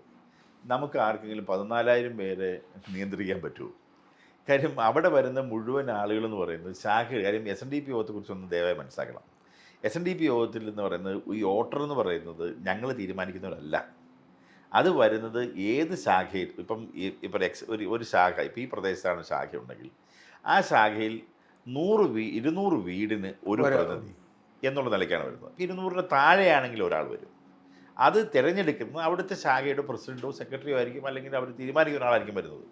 ആ ആളുകളാണ് വന്ന് SNDP യോഗത്തിൻ്റെ ജനറൽ സെക്രട്ടറിയും പ്രസിഡന്റിനെയും എന്നെയൊക്കെ എലക്ട് ചെയ്യുന്നത്. കാര്യം ഇത് വളരെ ജനാധിപത്യപരമായി നടക്കുന്ന ഒരു സംഘടന. ഇന്ന് കേരളത്തിൽ എനിക്ക് തോന്നുന്നില്ല വേറെ ഒരു സംഘടനയ്ക്കും ഇത്രയും കൂടുതൽ ജനാധിപത്യപരമായിട്ട് നടക്കുന്നില്ല. പക്ഷേ ആളുകളുടെ ഇടയിൽ അത് ഞങ്ങളുടെ സംഘടനയ്ക്കതറിയാം, പുറത്തു വയ്ക്കുന്നത് അറിയില്ല. അതാണ് സത്യാവസ്ഥ. പക്ഷെ അത് നിങ്ങളുടെ താല്പര്യമുള്ളവരെ മാത്രം നിർബന്ധിച്ച് കൊണ്ടുവരാനെന്ന് എങ്ങനെ പറ്റും ചേട്ടാ? ഞാനൊരു കാര്യം ചോദിക്കട്ടെ. ഇപ്പം 7000-ഓളം ശാഖകളുണ്ട്. ഈ ശാഖകളിൽ ഓരോ സ്ഥലത്തും ഇന്ന നിർബന്ധിച്ച് നമുക്ക് ഇന്ന ആളെ വേണം നമുക്ക് എങ്ങനെ പറയാം? യൂണിയൻ സെക്രട്ടറിമാർ അത് യൂണിയൻ സെക്രട്ടറി പ്രസിഡന്റുമാരാണല്ലോ തീരുമാനിക്കുന്നത്. അങ്ങനെ നമ്മൾ ചോദിച്ചാൽ ഓരോ വോട്ടർമാരും നമ്മൾ നിയന്ത്രിക്കുന്നു പറയേണ്ട വരത്തില്ലേ? അങ്ങനെയല്ല. അത് അവിടുന്ന് വരുന്ന ആളുകൾ, ലോക്കലി വരുന്ന ആളുകൾ തന്നെയാണ് എലക്റ്റഡായിട്ട് വരുന്നത്. നമ്മളവിടെ അതിനകത്ത് ഒരിക്കലും അത് ഇവിടെ ഞാൻ പറയുന്നത് ഇപ്പം നമ്മളിപ്പോൾ മാത്രമല്ല, ഈ മുഴുവൻ കേരളത്തിലെ മുഴുവൻ ശാഖായോഗത്തിൻ്റെ പ്രസിഡന്റുമാരും സെക്രട്ടറിമാരും വൈസ് പ്രസിഡന്റുമാരും SNDP യോഗത്തിന് വേണ്ടി വോട്ട് ചെയ്യാൻ വേണ്ടി വരുന്ന യോഗവാർഷിക പ്രതിനിധികളും അതുപോലെ തന്നെ യൂണിയൻ വാർഷിക പ്രതിനിധികളും ഞാൻ ഈ പറയുന്ന ഇൻ്റർവ്യൂ കാണുന്നുണ്ട്. ഞാൻ പറയുന്ന കള്ളത്തരമാണെന്നുണ്ടെങ്കിൽ അവർക്കറിയാമല്ലോ. ഇത് ഞാൻ അത്രയും ഓപ്പണായിട്ട് പറയാൻ കാരണം തന്നെ അത്രയും ധൈര്യം എനിക്ക് ഉള്ളതുകൊണ്ടല്ലേ എനിക്ക് പറയാൻ കഴിയൂ. അപ്പം അങ്ങനെ അച്ഛൻ സെക്രട്ടറി ആവും, ജനറൽ സെക്രട്ടറി ആവുന്നു. പിന്നെ അച്ഛൻ അതിൽ തുടരാനങ്ങ് തീരുമാനിച്ചു അല്ലേ? അങ്ങനെയല്ല. കാരണം അത് ശരിക്കും പറഞ്ഞാൽ സിസ്റ്റമാറ്റിക് ആക്കിയിട്ട് മാറണം എന്നുള്ളതായിരുന്നു ആഗ്രഹം. പക്ഷേ പിന്നെ അത് എല്ലാവരും ഒരു കാരണവശാലും മാറാൻ പറ്റില്ല. കാര്യം ഇത് ഡെവലപ്മെൻറ്റ്സിൻ്റെ സ്റ്റേജാണ്. അപ്പോൾ എല്ലാവരും ഒരു കാരണവശാലും മാറാൻ വേണ്ടി പാടില്ല എന്നുള്ള സ്റ്റാൻഡ് എടുത്ത് എല്ലാവരും ഒറ്റക്കെട്ടായി ജനറൽ സെക്രട്ടറിനെ വേണം എന്നാവശ്യപ്പെടുകയും, ഞാൻ പോലും ഇന്ത്യയിലില്ല. ഇവിടെ ചില പ്രശ്നങ്ങൾ ചില ആളുകൾ ഉണ്ടാക്കിയ സമയത്താണ് ഞാൻ NRI ആയിട്ട് പോകുന്ന സമയത്ത് ഞാൻ തിരിച്ചു വരണം കൊണ്ട് നിർബന്ധമായിട്ട് യൂണിയൻകാരോട് പറഞ്ഞതനുസരിച്ചാണ് ഞാൻ തിരിച്ചു വരുന്നത്. കാരണം SNDP യോഗത്തിൽ നിൽക്കുന്ന ആളുകളിൽ ഇന്നുള്ള യൂണിയൻ പ്രസിഡന്റ് സെക്രട്ടറിമാരിൽ എനിക്ക് തോന്നുന്നു ഒരു 10-60% പണ്ട് ഞങ്ങൾ SNDP യൂത്ത് മൂവ്മെൻറ്റ് ഒരുമിച്ച് പ്രവർത്തിച്ചവരാണ് ഇന്നത്തെ യൂണിയൻ്റെ ഭാരവാഹികൾ എന്ന് പറയുന്നത്. അല്ലെങ്കിൽ ഒരു സീനിയറായിട്ടുള്ള ഞാനൊക്കെ വരുന്ന സമയത്തുള്ള എന്നെയൊക്കെ മകനെ കൂടെ കാണുന്ന ഒരുപാട് സീനിയറായിട്ടുള്ള നേതാക്കന്മാരുണ്ട്. അപ്പോൾ അവരെല്ലാവരും കൂടെ ആവശ്യപ്പെട്ടു. കാരണം ഇങ്ങനെ ചില പ്രശ്നങ്ങളുണ്ട്, ഇവിടെ തിരിച്ചു വരണം, ഇത് കൺട്രോൾ ചെയ്യാനായിട്ടില്ലെന്നൊരു പ്രശ്നമാണെന്ന് പറഞ്ഞാൽ ഞാനും അങ്ങനെ വരാനാണ് കാരണം. അത് എല്ലാ യൂണിയൻ്റെ ആവശ്യപ്രകാരം തന്നെയാണ് ജനറൽ സെക്രട്ടറി തുടരുന്നതും അത് ഭംഗിയായി ഇതുവരെ പോയിക്കൊണ്ടിരിക്കുന്നത്. ഈ എവിടെയാണ്? ഗൾഫിലായിരുന്നു? എവിടെയായിരുന്നു? ഞാൻ ദുബായിലായിരുന്നു. ദുബായിൽ ബിസിനസ്സായിരുന്നു. ഓക്കെ. ഇപ്പം ആ ബിസിനസ് ഇല്ലേ? ഞാനത് സ്റ്റോപ്പ് ചെയ്തു. എനിക്ക് പക്ഷേ കുറച്ച് പ്രോപ്പർട്ടി ഉണ്ട്. അവിടുന്ന് അന്ന് ആ സമയത്ത് വാങ്ങിച്ചിരുന്ന ഫ്ലാറ്റുകളും ലാൻഡും അങ്ങനെയുള്ള കാര്യങ്ങൾ മാത്രമേ ഉള്ളൂ. ബിസിനസ് ഞാനിപ്പം ലൈസൻസ്ഡ് ബിസിനസ് ഒന്നും ഇപ്പം ചെയ്യുന്നില്ല അവിടെ. അപ്പോൾ ഇപ്പോൾ പിന്നെ പൂർണ്ണമായും ഏകദേശം ഇവിടെ തന്നെയാണ് അപ്പോൾ കേരളത്തിലും ഇന്ത്യയിൽ പല ഭാഗത്ത് എനിക്ക് പല തരത്തിലുള്ള ബിസിനസ്സുകളുണ്ട്. അതിനുവേണ്ടി പോകും എന്നുള്ളതുള്ളൂ. എത്ര SNDPയുടെ വൈസ് പ്രസിഡന്റാണ്? SNDP യോഗത്തിൻ്റെ വൈസ് പ്രസിഡന്റ്. അല്ല, വൈസ് പ്രസിഡന്റ് എത്ര പേര്? ഒരാളേ ഉള്ളൂ? ഒറ്റയാൾ, ഒരു വൈസ് പ്രസിഡന്റ്. ഓക്കെ. അപ്പം വൈസ് പ്രസിഡന്റിനെ അസിസ്റ്റ് ചെയ്യുക അല്ലേ? മൊത്തത്തിൽ അസിസ്റ്റ് ചെയ്യാന്നുള്ളതാണ്. മൊത്തത്തിൽ അസിസ്റ്റ് ചെയ്യാന്നുള്ളതാണ്. അപ്പോൾ ഇനി SNDPയിൽ ഇനി അച്ഛന് അടുത്തൊരു ജനറൽ സെക്രട്ടറി ആവാനുള്ള സാധ്യതയുണ്ടോ? അതിനുള്ളൊരു താല്പര്യമുണ്ടോ? ഞാനങ്ങനെ അത് ഞങ്ങളൊക്കെ വിശ്വസിക്കുന്നത് ഇത് ഏതെങ്കിലും സ്ഥാനത്ത് ഇപ്പോൾ ശാഖായോഗത്തിൻ്റെ പ്രസിഡന്റ് ആവണമെങ്കിലും യൂണിയൻ്റെ ഭാരവാഹിയാണെങ്കിലും യോഗത്തിൻ്റെ ഭാരവാഹിയാണെങ്കിലും അത് ഗുരുദേവൻ്റെ നിശ്ചയം വേണം. നാളെ ഞാൻ ഇന്നതാകും എന്നാഗ്രഹിച്ച് ഒരിക്കലും ഞാനൊന്നും ചെയ്യാറില്ല. കാര്യം ഞങ്ങളൊക്കെ ഇത് വിശ്വസിക്കുന്നു വെച്ചാൽ ഇത് പ്രവർത്തിക്കുമ്പോൾ ഓട്ടോമാറ്റിക്കലി ഞങ്ങളുടെ കുടുംബത്തിലും നമ്മൾ ചെയ്യുന്ന തൊഴിലിലും എല്ലാം ഗുരുദേവൻ അനുഗ്രഹവും അഭിവൃദ്ധിയും തരും എന്ന് വിശ്വസിച്ച് പ്രവർത്തിക്കുക എന്നത് മാത്രമാണ് ഞങ്ങളുടേത്. അപ്പം നാളെ SNDP യോഗത്തിൻ്റെ പ്രസിഡന്റ് ആകുമോ അല്ലെങ്കിൽ ജനറൽ സെക്രട്ടറി ആകുമോ എന്നൊന്നും എനിക്ക് പറയാൻ കഴിയില്ല. അത് സാഹചര്യങ്ങൾക്കനുസരിച്ച് അപ്പോൾ ഗുരുദേവൻ്റെ നിശ്ചയം അനുസരിച്ച് നടക്കും. ശിവഗിരിയുമായിട്ട് ചില പ്രശ്നങ്ങളൊക്കെ ഉണ്ടായിരുന്നു, അതെല്ലാം തീർന്നോ? അങ്ങനെ പ്രശ്നങ്ങൾ ചെറിയ ചെറിയ അഭിപ്രായ വ്യത്യാസം ഇപ്പോൾ ഓരോരോ ആളുകൾ ഇടയ്ക്കുന്നുണ്ടാക്കുന്ന അങ്ങനെ പ്രശ്നങ്ങളൊന്നും ഇപ്പോൾ ഇല്ല. ശിവഗിരി തീർത്ഥാടന സമയത്ത് ആദ്യം അച്ഛനെ വിളിക്കാറില്ലായിരുന്നു ജനറൽ സെക്രട്ടറി? അത് ചില അവിടെ ഇൻറ്റേർണലായിട്ടുള്ള ചില പ്രോബ്ലംസ് ഒക്കെ ആയിരുന്നു. ഇടയ്ക്കിടയ്ക്ക് പോകും, അങ്ങനെയുള്ള ഇഷ്യൂസ്. നമ്മൾ ശിവഗിരി എന്ന് പറയുന്നത് ഞങ്ങളുടെ എല്ലാ കേന്ദ്രമാണല്ലോ. ഞങ്ങളെല്ലാം പോയി പ്രാർത്ഥിക്കും പോരും എന്നുള്ളതാണ്. ഇതൊക്കെ പറയുമ്പോഴും ശാശാനന്ദ സ്വാമികളാണ് ഈ അച്ഛനെ കൊണ്ടുവന്നെന്ന് പറയുമ്പോഴും പിന്നീട് പല ആരോപണങ്ങളും പലരും കേൾക്കുന്നത് ശാശാനന്ദ സ്വാമിയുടെ മരണത്തിന് പോലും നിങ്ങൾക്ക് ഉത്തരവാദിത്തമുണ്ടെന്നാണ് പറയുന്നത്. എന്തും പറയാമല്ലോ. ഇത് പറയുന്നത് ഞാൻ ഇതിലൊക്കെ ഒരുപാട് എൻക്വയറികൾ കഴിഞ്ഞിട്ടുള്ള സ്വാമിജിയും ഞാനും എൻ്റെ കുടുംബമായിട്ടുള്ള ബന്ധം അത് അറിയാവുന്നവർക്ക് എല്ലാവർക്കും അറിയാം. അദ്ദേഹത്തിൻ്റെ നഷ്ടം എന്ന് പറയുന്നത് എൻ്റെ വ്യക്തിപരമായ എൻ്റെ ജീവിതത്തിൽ വലിയ നഷ്ടമാണ്. കാരണം എനിക്ക് എൻ്റെ അച്ഛനോട് പറയുന്നതിനേക്കാൾ സ്വാതന്ത്ര്യമായി ഏത് സമയത്തും അദ്ദേഹത്തോട് പറയാമായിരുന്നു. കാര്യം കുറേ കൂടെ എന്താ പറയുക, ഒരു ഓപ്പൺ മൈൻഡാണ് പുള്ളി. അദ്ദേഹമായിട്ട് അത്ര പേഴ്സണൽ അടുപ്പമുണ്ടാണ് ഞങ്ങൾക്ക് എല്ലാവർക്കും. കാരണം അമ്മയ്ക്കാണെങ്കിലും എനിക്കാണെങ്കിലും എല്ലാവർക്കും. പക്ഷെ അദ്ദേഹത്തിന് നഷ്ടം ഞങ്ങൾക്ക് എല്ലാവരും നഷ്ടം എന്നല്ല, അല്ലാതെ ഈ പറയുന്ന ആളുകൾക്കൊക്കെ പറയുന്നതിന് മറുപടി പറയാൻ എങ്ങനെ പറ്റും? ഒരു ഗൾഫ് യാത്രക്കിടയിൽ നിങ്ങൾ വഴക്കുണ്ടാക്കിയത് തിരിച്ചു പോകുന്നു അങ്ങനെ ഒരു സംഭവം ഒരിക്കലും ഇല്ല. സംഭവം ഒരിക്കലും ഇല്ല. അങ്ങനെ സ്വാമി തന്നെ പറയില്ല. എന്താ പറയുന്നത്? സ്വാമി അങ്ങനെ കാണുമ്പോഴത്തേക്ക് ഒരാൾക്ക് അടിക്കാനോ തൊഴിക്കാനോ പറ്റുന്ന ആളൊന്നുമല്ല. എന്നോട് ഒരാൾ പറഞ്ഞ കഥ, നിങ്ങൾ ഒരുമിച്ച് എവിടെയോ യാത്ര ചെയ്യുകയായിരുന്നു, ഇപ്പം തമ്മിൽ ഭിന്നതയായി, വഴക്കായി, അതോടെ സ്വാമിജി തിരിച്ചു പോന്നു, പിന്നെ തിരിച്ചു വന്ന് പിന്നീടാണ് സ്വാമി മരിച്ചതെന്നൊക്കെയാണ് പറഞ്ഞത്. അല്ല, ഈ ആളുകൾ പറയുന്നതിനനുസരിച്ച് നമ്മൾ എന്ത് മറുപടി പറയാം? കാരണം ഇങ്ങനെ ആരോപണത്തിന് വേണ്ടി എന്തുകൊണ്ടും പറയാം. അതൊന്നും ഒരിക്കലും ശരിയായിട്ടുള്ള കാര്യങ്ങളല്ല. അതിനെക്കുറിച്ച് ഒരുപാട് എൻക്വയറി ഉൾപ്പെടാണെന്നല്ലേ. ഈ മൈക്രോ ഫിനാൻസ് എന്ന് പറയുന്ന തിരിമറികൾ, ഒരുപാട് കേസുകളുണ്ടായി, ഒരുപാട് കേസുകൾ. അതിലൊക്കെ വെള്ളാപ്പള്ളി നടേശൻ എന്ന ജനറൽ സെക്രട്ടറിക്കും അദ്ദേഹത്തിൻ്റെ മകനായ അങ്ങേക്കും അടക്കം പങ്കുണ്ടെന്നും വലിയ തോതിൽ SNDP ഉപയോഗിച്ചുകൊണ്ട് മൈക്രോ ഫിനാൻസിലൂടെ സാമ്പത്തിക ലാഭം ഉണ്ടാക്കിയെന്നാണ് പൊതുവെ ജനത്തിൻ്റെ ഒരു സംഭാഷണം. എന്താണ് ഈ മൈക്രോ ഫിനാൻസ് വിവാദവും വിഷയം? അത് ഇപ്പോൾ ചേട്ടൻ പറഞ്ഞത് ശരിയാണ്. കാരണം പുറത്തുള്ള ജനങ്ങൾക്ക് ഇതറിയില്ല. ഈ ജനങ്ങൾ ഒറ്റ കാര്യം മനസ്സിലാക്കേണ്ടത്, എന്തുകൊണ്ടാണ് കേരളത്തിലെ മുഴുവൻ യൂണിയനുകളും, മുഴുവൻ ശാഖകളും, മുഴുവൻ മൈക്രോ യൂണിറ്റുകളും, മുഴുവൻ കുടുംബ യൂണിറ്റുകളും ഇന്നും SNDP യോഗത്തോടൊപ്പം ജനറൽ സെക്രട്ടറിയോടൊപ്പം ഇത്ര ശക്തമായി നിൽക്കുന്നതെന്ന് അറിയാമോ? കാരണം ഇതിൻ്റെ ഫാക്റ്റ് അവർക്കേ അറിയൂ. SNDP യോഗവുമായി മൈക്രോ ഫിനാൻസിന് യാതൊരുവിധ ബന്ധവുമില്ല. ഈ മൈക്രോ ഫിനാൻസ് എന്ന് പറയുന്നത് ഒരു യൂണിയൻ, ആ യൂണിയൻ്റെ കീഴിൽ അവർ ഏതെങ്കിലും നാഷണലൈസ്ഡ് ബാങ്കിൽ അക്കൗണ്ട് തുടങ്ങി 100 യൂണിറ്റ് മൈക്രോ യൂണിറ്റ് തുടങ്ങുന്നിരിക്കട്ടെ. ഈ 100 യൂണിറ്റ് തുടങ്ങിക്കഴിഞ്ഞാൽ 6 മാസം ഇവർ ട്രാൻസാക്ഷൻ നടത്തും. അവരുടെ സ്വന്തം പണം ഇട്ട് ബാങ്കിൽ ഡെപ്പോസിറ്റ് ചെയ്ത ശേഷം അവർക്ക് ആവശ്യമുള്ളവർക്ക് അവർ ലോൺ എടുത്ത് ആ പണം അവർ റീപേയ്മെൻറ്റ് നടത്തും. 6 മാസം കഴിയുമ്പോൾ ഈ ബാങ്കിൻ്റെ മൈക്രോ ഫിനാൻസ് ഡിപ്പാർട്ട്മെൻ്റ് ഉണ്ട്. ഇത് സാധാരണ നമ്മുടെ ചെറിയ ബാങ്കുകളല്ല, നാഷണലൈസ്ഡ് ബാങ്കുകൾ മാത്രം. അവർ അത് കംപ്ലീറ്റ് അതിനെപ്പറ്റി പഠിച്ച ശേഷം അവർ A class, B class, C class പറഞ്ഞുകൊണ്ട് ഇതിനെ ഗ്രേഡ് ചെയ്യും. ഈ ഗ്രേഡിങ് കഴിഞ്ഞ ശേഷം അവർ യൂണിയനോട് പറയും, A ക്ലാസ് ആയിട്ടുള്ള ഇത്ര എണ്ണമാണ്, ഞങ്ങൾ 95 എണ്ണത്തിന് കൊടുക്കാൻ തീരുമാനിച്ചിട്ടുണ്ട്, അത് ഞങ്ങൾ തയ്യാറാണെന്ന് പറഞ്ഞു കഴിയുമ്പോൾ ഇവർ നേരെ ജനറൽ സെക്രട്ടറി പോയി കാണും, യൂണിയൻ്റെ പ്രസിഡൻറ്റ് സെക്രട്ടറി. യൂണിയൻ്റെ പ്രസിഡൻറ്റ് സെക്രട്ടറിയും അപ്പോൾ ജനറൽ സെക്രട്ടറി കത്ത് കൊടുക്കും. ആ കത്ത് കൊടുത്തു കഴിയുമ്പോൾ ഇത് നേരെ കൊടുക്കുന്നത് ബാങ്കിന് കൊടുക്കും. അതായത് അറിയാമല്ലോ, ഒരു ഇന്ത്യൻ പ്രസിഡൻറ്റോ സാക്ഷാൽ പ്രധാനമന്ത്രി കൊടുത്താൽ പോലും ഒരു ബാങ്കിൻ്റെ അടുത്ത് കത്തിന് യാതൊരു വിലയുള്ളതല്ല. നമ്മൾ അറിഞ്ഞുകൊണ്ട് കൊടുക്കുന്നു എന്നൊരു ബാങ്കുമായിട്ട് അറിയുന്നവന് മാത്രമാണ്. ഈ പണം വാങ്ങി അവർ കൃത്യമായിട്ട് കൊടുക്കുകയല്ല, ചെക്ക് വഴി ഇവർ തുടങ്ങിയിട്ടുള്ള 95 അക്കൗണ്ടിലേക്ക് പണം ട്രാൻസ്ഫർ ചെയ്യും. നേരിട്ട് അക്കൗണ്ടിലേക്ക് ഇല്ല, നേരെ അവർക്ക് ട്രാൻസ്ഫർ ചെയ്ത് പോവാം. ഇവിടെ ജാമ്യമോ അതിൻ്റെ ജാമ്യമില്ല. ഇതില്ല. ഈ പരസ്പര ജാമ്യം SNDP യോഗം കൊടുക്കുന്ന ഒരു ഉറപ്പ്, ഒരു വാക്കാലുള്ള ഉറപ്പ്, അതിന് വേറെ കൊളാറ്ററൽ സെക്യൂരിറ്റി ഒന്നുമില്ല. ഇത് കൊടുത്തു കഴിയുമ്പോൾ ഇത് സാധാരണ നേരത്തെ ചെയ്തിരുന്ന സിസ്റ്റം നേരെ യൂണിയനിലേക്ക് പണം അടയ്ക്കും.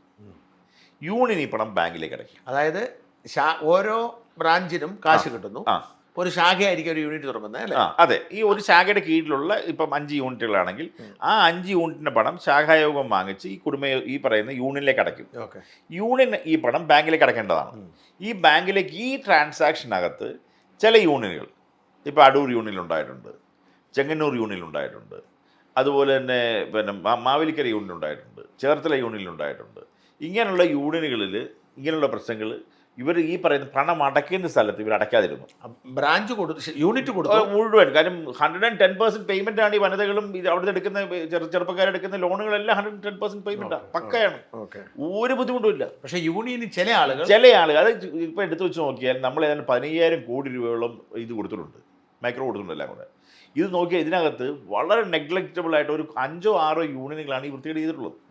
പക്ഷേ ഈ ചെയ്തിട്ടുള്ള 6-7 യൂണിയൻകാർ ചെയ്തിട്ടുള്ള പ്രശ്നം കാരണം SNDP യോഗത്തെയും അതിൻ്റെ യൂണിയനുകളെയും ശാഖായോഗത്തിനും ഒക്കെ ഇതിനകത്ത് ഗുണം കിട്ടുന്നുണ്ടെന്ന് ചിന്തിക്കുന്ന വലിയൊരു വിഭാഗം പുറത്തുണ്ട്.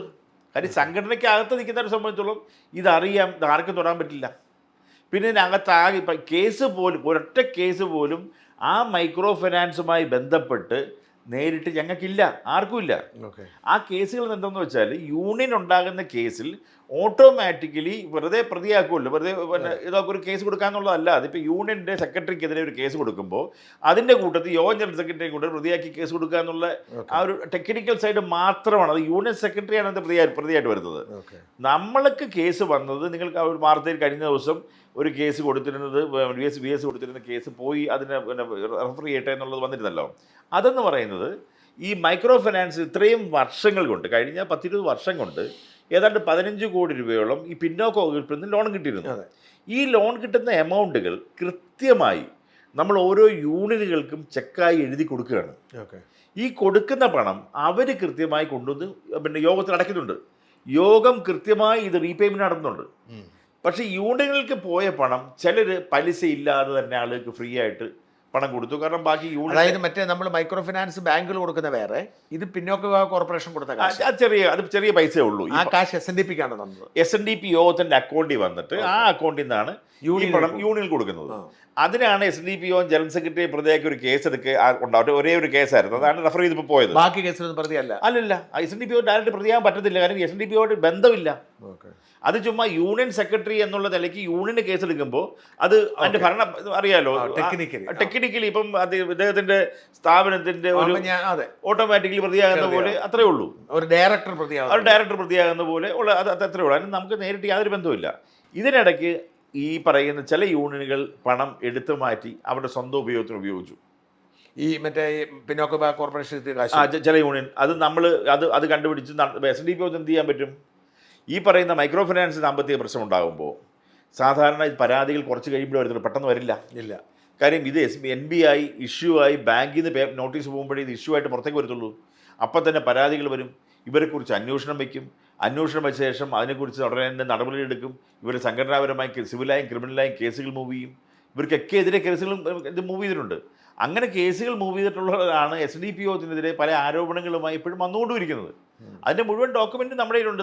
ഇത് ബ്ലാക്ക് ആൻഡ് വൈറ്റ് ആണ്. കാരണം അങ്ങ് പറയുന്നത് ഈ മൈക്രോ ഫിനാൻസ് അഴിമതി ആരോപണത്തിലെ യഥാർത്ഥ പ്രതികളാണ് ഇപ്പോൾ ഈ വിമതരായി നിൽക്കുന്നതെന്നാണോ? 100%. അതിനകത്ത് ഭൂരിപക്ഷവും, ചില ആളുകൾ വേറെ സംഘടനാ കാര്യങ്ങൾ കൊണ്ട് പുറത്തു പോയിട്ടുള്ള ചില ആളുകളുണ്ട്. പക്ഷേ ബഹുഭൂരിപക്ഷം ആളുകളും ചില കൂടി വന്നാൽ 10, 25, 30 പേരാണത്. അവർ പലരും എന്ന് പറയും, ചില ആളുകൾ യൂണിയനിൽ നിന്ന് ഇലക്ഷൻ നടന്ന് പുറത്തു പോയി. അതിനകത്ത് നമുക്കൊന്നും ചെയ്യാൻ കഴിയില്ല. ചിലർ സാമ്പത്തിക പ്രശ്നം വന്നിട്ട് പുറത്തു പോയിട്ടുണ്ട്. ഇത് രണ്ട് വിഭാഗത്തിൽപ്പെടുന്ന ആളുകളാണുള്ളത്, അല്ലാതെ വേറെ ഒരു രീതിയിലുള്ളതല്ല. ആ ഫൈനാൻഷ്യൽ ക്രൈസിസ് തിരിച്ചടച്ചോ? മറ്റേ അതെല്ലാം പിന്നെ നമ്മുടെ തലയ്ക്കാണ്, യൂണിയൻ്റെ തലയ്ക്കാണ്. ഇപ്പം തന്നെ അടൂർ യൂണിയൻ ഇഷ്യൂ ഉണ്ടായി കഴിഞ്ഞപ്പോഴത്തേക്ക് അത് സിംഗിൾ ടൈം സെറ്റിൽമെൻറ്റ് നടത്തി നമ്മൾ പണം തിരിച്ചടച്ച് ആ ഇടപാട് തീർത്തു. ഇപ്പോൾ ആ പൈസ അടിച്ചു മാറ്റിയവർ അവർക്കെതിരെ സിവിലും ക്രിമിനൽ കേസ് നിൽക്കുന്നു. അവർക്കെതിരെ സിവിലായിട്ടും ക്രിമിനലായിട്ടും കേസ് കൊടുത്ത് അതിന്റെ ഡോക്യുമെന്റ് മുഴുവൻ നമ്മുടെ കയ്യിരിക്കുക. അപ്പോൾ ആ കേസുകളിൽ SNDP ജനറൽ സെക്രട്ടറി പ്രതിയാണെങ്കിലും ആ പ്രതിയായിരിക്കുന്ന ആൾ പക്ഷേ അവർക്കെതിരായിരിക്കും നിലപാട്. എപ്പോഴും നമുക്കെതിരെയല്ലേ കേസ് വരത്തുള്ളൂ, അവരെതിരെ പറയത്തുള്ളൂ. ഓക്കെ. അല്ല, അപ്പൊ സ്വാഭാവികമായിട്ടും ആ കേസിൽ നമ്മൾ പ്രതിയാവില്ല. അല്ല, അവർക്ക് ദോഷം ചെയ്യുകയും ചെയ്യും. നിങ്ങൾ പ്രതിയായിരിക്കുന്ന ഒരാള് ഒരു സാക്ഷിയായി മാറുമല്ലോ. സ്വാഭാവികമായിട്ടും നമ്മളല്ല ഇവരാണെന്ന് പറയാം. അവരാണ്. അല്ല, അവർക്കെതിരെയാണ് കേസുള്ളത്. ഈ ചിലയിടത്ത് വരുന്ന കേസ് എന്ന് പറഞ്ഞാൽ യൂണിയൻ സെക്രട്ടറി, പഴയ യൂണിയൻ സെക്രട്ടറി ആണല്ലോ. ഇപ്പൊ യൂണിയൻ സെക്രട്ടറി ഇതിലെ കേസ് വരുമ്പോൾ യൂണിയന്റെ SNDP ജനറൽ സെക്രട്ടറിക്കും ഡയറക്ടർ എന്നുള്ള നിലയ്ക്ക് ഇത് മനസ്സിലാവുന്നത്. ഈ സാധാരണ SNDP അംഗങ്ങൾക്ക് സാമ്പത്തിക നഷ്ടം ഉണ്ടായിട്ടുണ്ടോ? ഒരാൾക്കില്ല. ഇല്ല. അതെങ്ങനെയെങ്കിലും ഇപ്പം നമ്മൾ ചെയ്തിട്ടുള്ളതെന്ന് പറയുന്നത്, അങ്ങനെ ഇവർക്ക് ഞങ്ങൾക്ക് ഏറ്റവും കൂടുതൽ ബുദ്ധിമുട്ടെന്ന് പറയുന്നത് ഈ ഒരു വിഷയമാണ്. കാര്യം അവർ പണം അടയ്ക്കുകയല്ല ചെയ്യുന്നത്. പക്ഷേ അവർക്കുണ്ടാകുന്ന പ്രശ്നം എന്ന് പറഞ്ഞാൽ ചെറുതല്ല. കാര്യം ഞങ്ങൾ ഏറ്റവും കൂടുതൽ സഫർ ചെയ്യുന്നൊരു വിഷയം അതാണ്. ഞങ്ങളുടെ ആളുകളിടയ്ക്കുള്ള വിഷയങ്ങളിലൊന്നും ഏറ്റവും പ്രധാനപ്പെട്ടത്. കാരണം ഈ പറയുന്ന ആളുകൾ പണം കൊണ്ടുപോയി, പക്ഷേ ഇവരുടെ അക്കൗണ്ട് NBയിൽ പോകും. ഇവരുടെ അക്കൗണ്ടുകൾ ഓട്ടോമാറ്റിക്കലി യൂണിറ്റുകളുടെ യൂണിറ്റല്ല, ആ യൂണിറ്റിലുള്ള വ്യക്തികളുടേത് അതും ബാധിക്കും. അവർ ബാധിക്കുമ്പോൾ അവർക്ക് മക്കൾക്ക് ലോൺ എടുത്ത് വീട്ടിൽ എവിടെയെങ്കിലും പഠിക്കാൻ വേണ്ടി പോകാനോ, അല്ലെങ്കിൽ അവർക്കൊരു വീട് വയ്ക്കാൻ ലോൺ എടുക്കാനോ, ഒരു ബൈക്ക് വാങ്ങിക്കാൻ വേണ്ടി ലോൺ എടുക്കാനോ പറ്റില്ല. അതാണ് പ്രോബ്ലം. അതിന് പക്ഷേ അത് കറക്റ്റ് ചെയ്യാൻ വേണ്ടിയിട്ട് സാധാരണ പണം അടയ്ക്കാതെ വരുമ്പോഴത്തേക്ക് 2-3 വർഷം കൊണ്ട് പണം കിട്ടില്ല എന്ന് ബാങ്ക് മനസ്സിലായി കഴിയുമ്പോഴത്തേക്ക് സിംഗിൾ ടൈം സെറ്റിൽമെൻറ്റ് വരും. അപ്പോൾ ഒരു 5 കോടി രൂപ വലിയൊരു എമൗണ്ട് കൊടുക്കാനുണ്ടെങ്കിലും ചെറിയൊരു എമൗണ്ടിന് നമ്മൾ സിംഗിൾ ടൈം സെറ്റിൽമെൻറ്റിന് യൂണിയനിലുള്ള പണം കൊണ്ട് അടച്ച് സെറ്റിൽ ചെയ്യുന്നത്. അങ്ങനെ തീർത്തു വരുന്നു. ഒരുകളെല്ലാം തീർന്നു. അപ്പം ഇതാണ് നമുക്കുണ്ടായ ഒരു ബുദ്ധിമുട്ട്. അനേകം പേരെ അത് ബാധിച്ചു. അനേകം പേര്, ആയിരക്കണക്കിന് ആളുകളെ അതുണ്ടാക്കിയ ആളുകൾ ഇവരാ. പക്ഷെ അതുകൊണ്ടാണല്ലോ ഈ ശാഖകൾ അവർ ബേസിക്കലി ചീത്ത വിളിക്കുമ്പോൾ യോഗത്തെ വിളിക്കില്ല. അവർക്ക് യോഗത്തെ അറിയാം. ഇപ്പം ഈ പ്രശ്നത്തിൽ പെടുന്ന ആളുകൾ, ഞാനിവിടെ ആ മീറ്റിങ്ങിൽ പോകുന്ന ആളല്ലേ. കാരണം ഈ മീറ്റിങ്ങിൽ വരുന്ന സമയത്ത് അവർ എൻ്റെ അടുത്തൊന്ന് പറയുന്നത് അവർ കരച്ചിലും വിഷമവും ഒക്കെയാണ്. കാരണം മക്കൾക്ക് മോൾ ഇവിടെ പഠിക്കുന്നു, അല്ലെ മോൻ ഇവിടെ പഠിക്കുന്നു, ലോൺ എടുത്ത് പണം അയക്കാമെന്ന് പറയുന്നതാണ്. ഇതാണ് അവസ്ഥ, എന്തെങ്കിലും ചെയ്യും. അവർക്കും അറിയാം കാര്യം പണം ഇങ്ങനെ കൊണ്ടുപോയിട്ടുള്ളതാണെന്നും നമ്മളിങ്ങനെ പ്രശ്നത്തിലാണെന്നും ഇതൊക്കെ അവർക്കറിയാം. അപ്പം അതുകൊണ്ട് തന്നെ അവരെ പറഞ്ഞ് മനസ്സിലാക്കി ക്ലിയർ ചെയ്തിട്ട് നമ്മൾ സമയമെടുത്ത് സെറ്റിൽ കൊടുക്കുക ചെയ്യുന്നത്. ഈ യൂണിയനുകളിലെ നേതാക്കൾ പലപ്പോഴും പറയുന്നത് അത് വെള്ളാപ്പള്ളി പറഞ്ഞിട്ട് ഞങ്ങൾ കാശെടുത്ത് അങ്ങോട്ട് കൊടുത്തതെന്നാണ് പറയുന്നത്. ഒരു ചെറിയ തെളിവ് തരാൻ വേണ്ടി പറ. നമുക്ക് അങ്ങനെ കാശെടുത്ത് വാങ്ങിക്കാൻ പറ്റും. കാര്യം ഒന്നാമത് ഇത് പണം കൊടുക്കുന്ന യൂണിറ്റുകൾക്കാണ്. യൂണിറ്റാണ് പണം ഈ സ്ഥലത്തേക്ക് കൊടുക്കുന്നത്. ഏതെങ്കിലും ഒരാൾ 5 പൈസ നമുക്ക് ചെയ്ത് തന്നിട്ടുണ്ടെന്ന് പറഞ്ഞാൽ ആ സമയത്ത് ഞാൻ ഈ സാധനം രാജിവെക്കാം. ഇവർ പറയുന്നത് അങ്ങനെയാണ്. ഇവരൊക്കെ അവർ പറയുന്നത് ഞാൻ പൈസ വാങ്ങിച്ചുകൊണ്ട് പോയിട്ട് എന്തെങ്കിലും ഒരു സാധനം പറയാൻ വേണ്ടി പറ. ഞാൻ ഒരാൾ കാര്യം അവർ പണം എടുത്തതിൻ്റെ തെളിവ് സഹിതം ഞാൻ തരാം. കാര്യം പണം മോഷ്ടിച്ചൊരാൾ ഏറ്റവും എളുപ്പം രക്ഷപ്പെടാൻ പറ്റുന്നത് എന്താണ്? ജനറൽ സെക്രട്ടറി കൊടുക്കുന്നല്ലേ പറയാൻ. ഏറ്റവും എളുപ്പമല്ലേ? നമ്മൾ ഈ പറയുന്ന പണ്ട് കേട്ടിട്ടുണ്ട്, ഞങ്ങൾ ബാങ്കിൽ കൂടെ പൈസ ട്രാൻസ്ഫർ ചെയ്തിട്ടുണ്ട്, അത് പിന്നെ ഞാൻ തെളിവ് കൊടുക്കാന്നൊക്കെ പറഞ്ഞ ചില ആളുകളൊക്കെ മാധ്യമങ്ങളിലൊക്കെ പറഞ്ഞ് ഞാൻ കേട്ടിട്ടുണ്ട്. അപ്പോൾ എപ്പോഴൊക്കെ ഇത് ഒരാൾ തന്നതെന്ന് പറഞ്ഞതാ. യൂണിറ്റ് എന്തുകൊണ്ട് നേരിട്ട് ബാങ്കിന് അടച്ചില്ല? ആ സിസ്റ്റം കൊണ്ട്. അതായത് ഇപ്പം മൊത്തം അങ്ങനെ ആക്കി. അങ്ങനെ ഇപ്പം മൊത്തം അങ്ങനെ. ഇപ്പം ഒരു സ്ഥലത്തും യൂണിയൻ വഴിയുള്ള പേയ്മെൻ്റ് ഇല്ല. ഇപ്പം കംപ്ലീറ്റ് സ്ഥലത്ത് നിർബന്ധമായി union bank two unit, unit two bank. ഈ മൈക്രോ ഫിനാൻസ് യൂണിറ്റ് പിന്നീട് കുറഞ്ഞു പോയോ ഈ പ്രശ്നം കാരണം? ഒന്നുമില്ല, അത് ഇൻക്രീസ് ചെയ്യാനുകൊണ്ടിരിക്കുന്നത്. പിന്നെ ഇപ്പം പഴയതുപോലെ ലോൺ ആവശ്യമില്ല. എല്ലാവരും സാമ്പത്തികമായി അവരുടെ സ്വന്തം യൂണിറ്റ് പണമായി. അവരുടെ സ്വന്തം ലോൺ എടുക്കാം അവർക്ക്. അതുപോലെ പണമായി അതിനകത്തല്ല. ഈ കേന്ദ്ര സർക്കാരിൻ്റെ പദ്ധതിയുടെ ഭാഗമായിട്ടാണ് ഈ പണം വരുന്നത് അല്ലേ? അല്ല, ഒന്നുമില്ല ചേട്ടാ. ഇത് ശരി, അതാണ് നിങ്ങൾ മനസ്സിലാക്കേണ്ടത്. ഒരു സർക്കാരുകളുടെയും ഒരു സഹായമില്ലാതെ SNDP യോഗം എന്ന് പറയുന്ന പ്രസ്ഥാനത്തിൻ്റെ ആ ഒറ്റക്കെട്ടായി നിന്നുകൊണ്ടുള്ള ശാഖായോഗത്തിൻ്റെയും യൂണിയൻ്റെയും പ്രവർത്തനം കൊണ്ട് ബാങ്കുകൾ വിശ്വസിച്ച് തരുന്ന പണമാണത്. അല്ലാതെ വേറെ ഒരു സപ്പോർട്ടും ആരുടെയും ഇല്ല. പക്ഷെ വളരെ കുറഞ്ഞ പലിശയാണല്ലോ. ഇല്ല, 15%, 10%, 4%. അത് ചില സ്പെഷ്യൽ ലോൺസ് ഉണ്ടല്ലോ ഈ ഗവൺമെന്റ്. അല്ലാതെ ഞാൻ ചോദിക്കുന്നത് ഇപ്പം പിന്നോക്ക കോർപ്പറേഷൻ നൽകിയതുപോലെ അല്ലെ കേന്ദ്ര സർക്കാർ ചില പദ്ധതികൾക്ക് ചെറിയ ലോണിന് ചില സ്കീംസ് വരും. ആ സ്കീംസിന് കിട്ടുന്ന പണം അതിന് ലിമിറ്റഡ്, ആ പണത്തിന് ലിമിറ്റേഷൻ ഉണ്ട്. ഇത്ര രൂപ വരെയൊക്കെ ഉള്ളൂ. അപ്പോൾ അങ്ങനെ കിട്ടുന്ന പണം അങ്ങനെ അങ്ങ് പോകും. അല്ലാതെ വരുന്ന പല സ്കീംസ് വരുന്നതുകൊണ്ട് ചില സ്കീംസിൽ 4% കിട്ടുന്നുണ്ട്, 6% കിട്ടുന്നുണ്ട്, 9% കിട്ടുന്നു. അപ്പോൾ അങ്ങനെ ഏത് സ്കീമിൽ കിട്ടുന്ന പണമാണോ ഓരോ സ്കീമുകളും കാലാകാലങ്ങളിൽ പഠിക്കും. എന്നിട്ട് ആ സ്കീമിനനുസരിച്ചാണ് കൊടുക്കുന്നത്. അതിനകത്ത് എന്തുണ്ടെങ്കിലും അതിന് ഇൻട്രസ്റ്റ് അനുസരിച്ച് അവർക്ക് ബെനിഫിറ്റ് കിട്ടും. യൂണിയന് ഇതിന് റൺ ചെയ്തുകൊണ്ട് പോകാനും പണം വാങ്ങിക്കും തിരിച്ചടയ്ക്കാനും വേണ്ടി യൂണിയന് ചെറിയൊരു പൈസ വനിതാ സംഘത്തിൻ്റെ അല്ലെങ്കിൽ യൂത്തിൻ്റെ ചെറുപ്പക്കാരാണ് യൂണിറ്റ് അടയ്ക്കുന്നത്, യൂണിയനിലേക്ക് അടയ്ക്കുകയും ചെയ്യും. SNDP യോഗമോ SN ട്രസ്റ്റോ അല്ലെങ്കിൽ വെള്ളാപ്പള്ളി നടേശനോ തുഷാർ അദ്ദേഹത്തിൻ്റെ കുടുംബമോ ഈ സംവിധാനത്തിൽ നിന്നൊന്നും ഒരു പൈസ ഉണ്ടാക്കിയിട്ടില്ലെന്നാണോ? ഒറ്റ രൂപ ഉണ്ടാക്കിയിട്ടില്ല. തെളിയിച്ചാൽ ഞാൻ പറഞ്ഞില്ലേ ആ സമയത്ത് ഈ പണി നിർത്താം. അപ്പോൾ ഇവരൊക്കെ ഇങ്ങനെ പറഞ്ഞു. ഇപ്പോൾ SNDPയുടെ മീനച്ചിൽ യൂണിയൻ്റെ ജനറൽ സെക്രട്ടറി ആയിരുന്നു, അത് പ്രസിഡന്റ് ആയിരുന്നു, എനിക്ക് സന്തോഷ് കുമാർ. സന്തോഷ് ഒരിക്കലും ഇവിടെ വന്നിരുന്നു. സന്തോഷ് പറയുന്നത് അങ്ങനെയൊന്നും അല്ല. ഞാൻ പറയട്ടെ, കാര്യം പലർക്കും പ്രശ്നങ്ങൾ ഉണ്ടാകുമ്പോൾ ആരോപണം ഏറ്റവും എളുപ്പത്തിൽ പറയാനാണ്. കാര്യം ഞാൻ തെറ്റുകാരനല്ല എന്ന് തെളിയിക്കാൻ വേണ്ടിയിട്ട് എനിക്ക് മറ്റൊരാളുടെ ആരോപണം പറയുന്നതല്ലേ ഏറ്റവും എളുപ്പം. അത് വ്യക്തിപരമായ സന്തോഷം എൻ്റെ മുഖത്ത് നോക്കി പറയുമെന്ന് എനിക്ക് തോന്നുന്നില്ല. കാര്യം മുഴുവൻ സത്യങ്ങൾ സന്തോഷം നല്ല വ്യക്തമായിട്ട് അറിയാവുന്ന ആളാണ്. പിന്നെ ചില അബദ്ധങ്ങൾ അദ്ദേഹത്തിൻ്റെ കയ്യിൽ നിന്ന് പറ്റിപ്പോയി, സംഗതി കയ്യിൽ നിന്ന് പിടിവിട്ടുപോയി, മറ്റു സാഹചര്യത്തിൽ പലതും പുള്ളിക്ക് ചെയ്യേണ്ട വന്നു. പിന്നെ കുഴപ്പത്തിൽ പോയി ചാടി കഴിഞ്ഞപ്പോഴത്തേക്ക് രക്ഷപ്പെടാൻ വേണ്ടി എന്തെങ്കിലും പറഞ്ഞ് നിൽക്കണ്ടേ. സന്തോഷിൻ്റെ നെഞ്ചി കൈവച്ച് ഞാൻ ചേട്ടൻ്റെ അടുത്തോടെ കൊണ്ടുവരാം. നെഞ്ചി കൈവച്ച് സന്തോഷം ഒരിക്കലും ഇത് പറയില്ല. സന്തോഷനോട് വന്നിരിക്കുന്ന ഞെട്ടിക്കുന്ന ചില കാര്യങ്ങൾ ഞാൻ എല്ലാമൊന്നും പറയുന്നില്ല. ഒന്ന്, കണിച്ചുള്ളങ്ങനെ വീട്ടിൽ വെച്ച് അച്ഛൻ ചവിട്ടി വീഴ്ത്തിയിട്ടുണ്ടെന്ന് പറയുന്നു. 2, അച്ഛൻ പക തീർക്കുന്നതിന് വേണ്ടി കള്ളക്കേസിൽ ജയിലിലടച്ചിട്ടുണ്ടെന്ന് പറഞ്ഞു. ഇങ്ങനെയൊക്കെ എന്നോട് പറഞ്ഞിട്ടുണ്ട്. അതൊക്കെ കേൾക്കുമ്പോൾ നമുക്കാണെങ്കിലും വിഷമം വരത്തില്ലേ? 85 വയസ്സ് പ്രായമുള്ള ഒരാൾ എഴുന്നേറ്റ് അദ്ദേഹത്തെ കൈപിടിച്ചാണ് എല്ലാവരും കൊണ്ടുപോകുന്നത്. അദ്ദേഹം എഴുന്നേറ്റ് ചവിട്ടി എന്ന് പറഞ്ഞാൽ ആൾ ചിരിക്കില്ല ചേട്ടാ. മാത്രമല്ല ആ കേസെന്ന് പറയുന്നത് വേറൊരു വിഷയത്തിൽ ഉണ്ടായ കേസാണ്. സന്തോഷമല്ല. കാര്യം ഞാൻ ഒരു ദിവസം പറയാം, സന്തോഷം ചേട്ടൻ വിളിച്ച് ചോദിക്കുക ആ കേസ് എന്താണെന്ന്. SNDP യോഗമായിട്ട് ബന്ധപ്പെട്ട കേസേ അല്ല, പുള്ളിയുടെ പേഴ്സണലായിട്ടുള്ള ചില പ്രശ്നങ്ങളുണ്ടായി. അതിന് ശരിക്കും പറഞ്ഞാൽ പ്രൊട്ടക്ഷന് വേണ്ടിയിട്ട് ഞങ്ങളെല്ലാവരുമാണ് കൂടെ നിന്നത്. അതിനുവേണ്ടി വലിയ സമരവും പരിപാടികളും അവിടെ വലിയ റാലിയും എല്ലാം ഞങ്ങൾ നടത്തിയതാണ്. പിന്നെ ഒരുപാട് പേര് വന്നിട്ടുണ്ട്. ഞാൻ ഒരാളുടെ കാര്യം കൊണ്ട്, കാരണം സന്തോഷിനെ എനിക്ക് പേഴ്സണലി അറിയില്ല, വന്ന് പരിചയമുള്ളൂ. പിന്നെ എനിക്ക് പേഴ്സണലി അറിയാവുന്ന ഒരാൾ പരാതിയായിട്ട് എൻ്റെ അടുത്ത് വന്നിരുന്നു, ശ്രീപാദം ശ്രീകുമാർ. കാരണം വെച്ചാൽ അദ്ദേഹം എൻ്റെ നാട്ടുകാരൻ, എരുമേലിക്കാരനാണ്, എരുമേലി യൂണിയൻ്റെ. മാത്രമല്ല എനിക്കറിയാവുന്ന അദ്ദേഹം SNDPക്ക് വേണ്ടി നല്ല ശ്രീനാരായണീയനാണ്. അദ്ദേഹത്തിൻ്റെ ഭാര്യ എന്ന് പറഞ്ഞാൽ എൻ്റെ അയലോക്കാരിയാണ്, ഞങ്ങളുടെ ഒരു ഗോപി സാറിൻ്റെ മോളാണ്. മാത്രമല്ല അദ്ദേഹത്തിൻ്റെ സ്വത്തൊക്കെ അദ്ദേഹം ഓഫീസിന് SNDP കൊടുത്തിട്ടുള്ള ആളാണ്.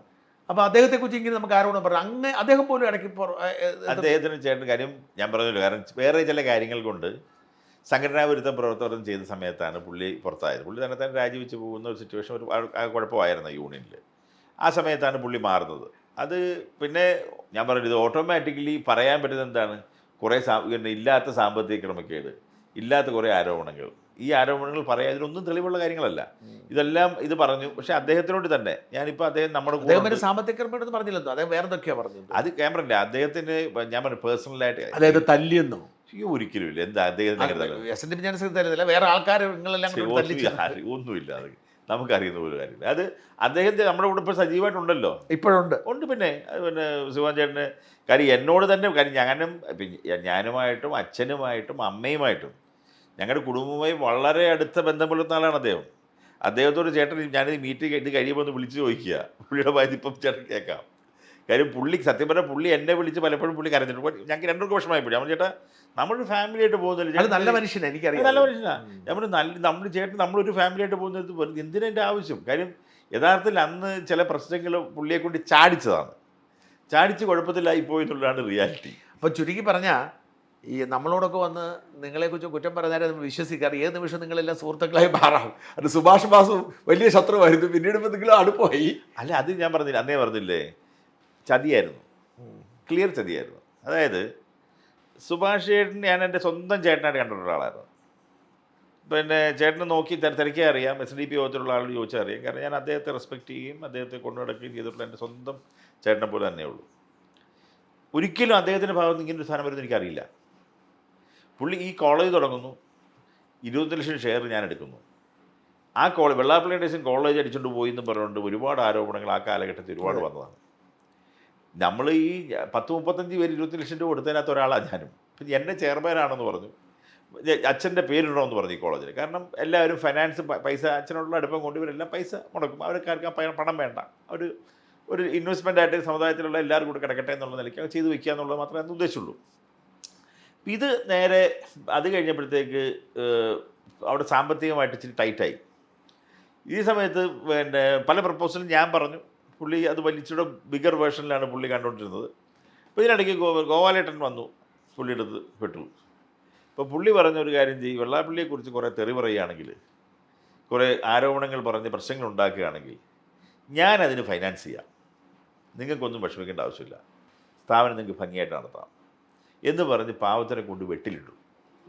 പുള്ളി എന്ത് ചെയ്തെന്ന് പറഞ്ഞാൽ പുള്ളിയെ കൊണ്ട് ഈ പ്രസ്താവന എല്ലാം നടത്തിച്ചു. കഴിഞ്ഞ ശേഷം പോയി ഈ കോളേജ്, അതായത് 36 ഏക്കർ സ്ഥലം, അവിടെ എത്രയോ ലക്ഷം സ്ക്വയർ ഫീറ്റ് ബിൽട്ടപ്പ് ഏരിയ, ഇത്രയും പേരുള്ള സ്ഥാപനം, അത് ഏതാണ്ട് ബാങ്ക് വാല്യൂ ചെയ്തിരിക്കുന്നത് 80-90 കോടി രൂപയാണ്.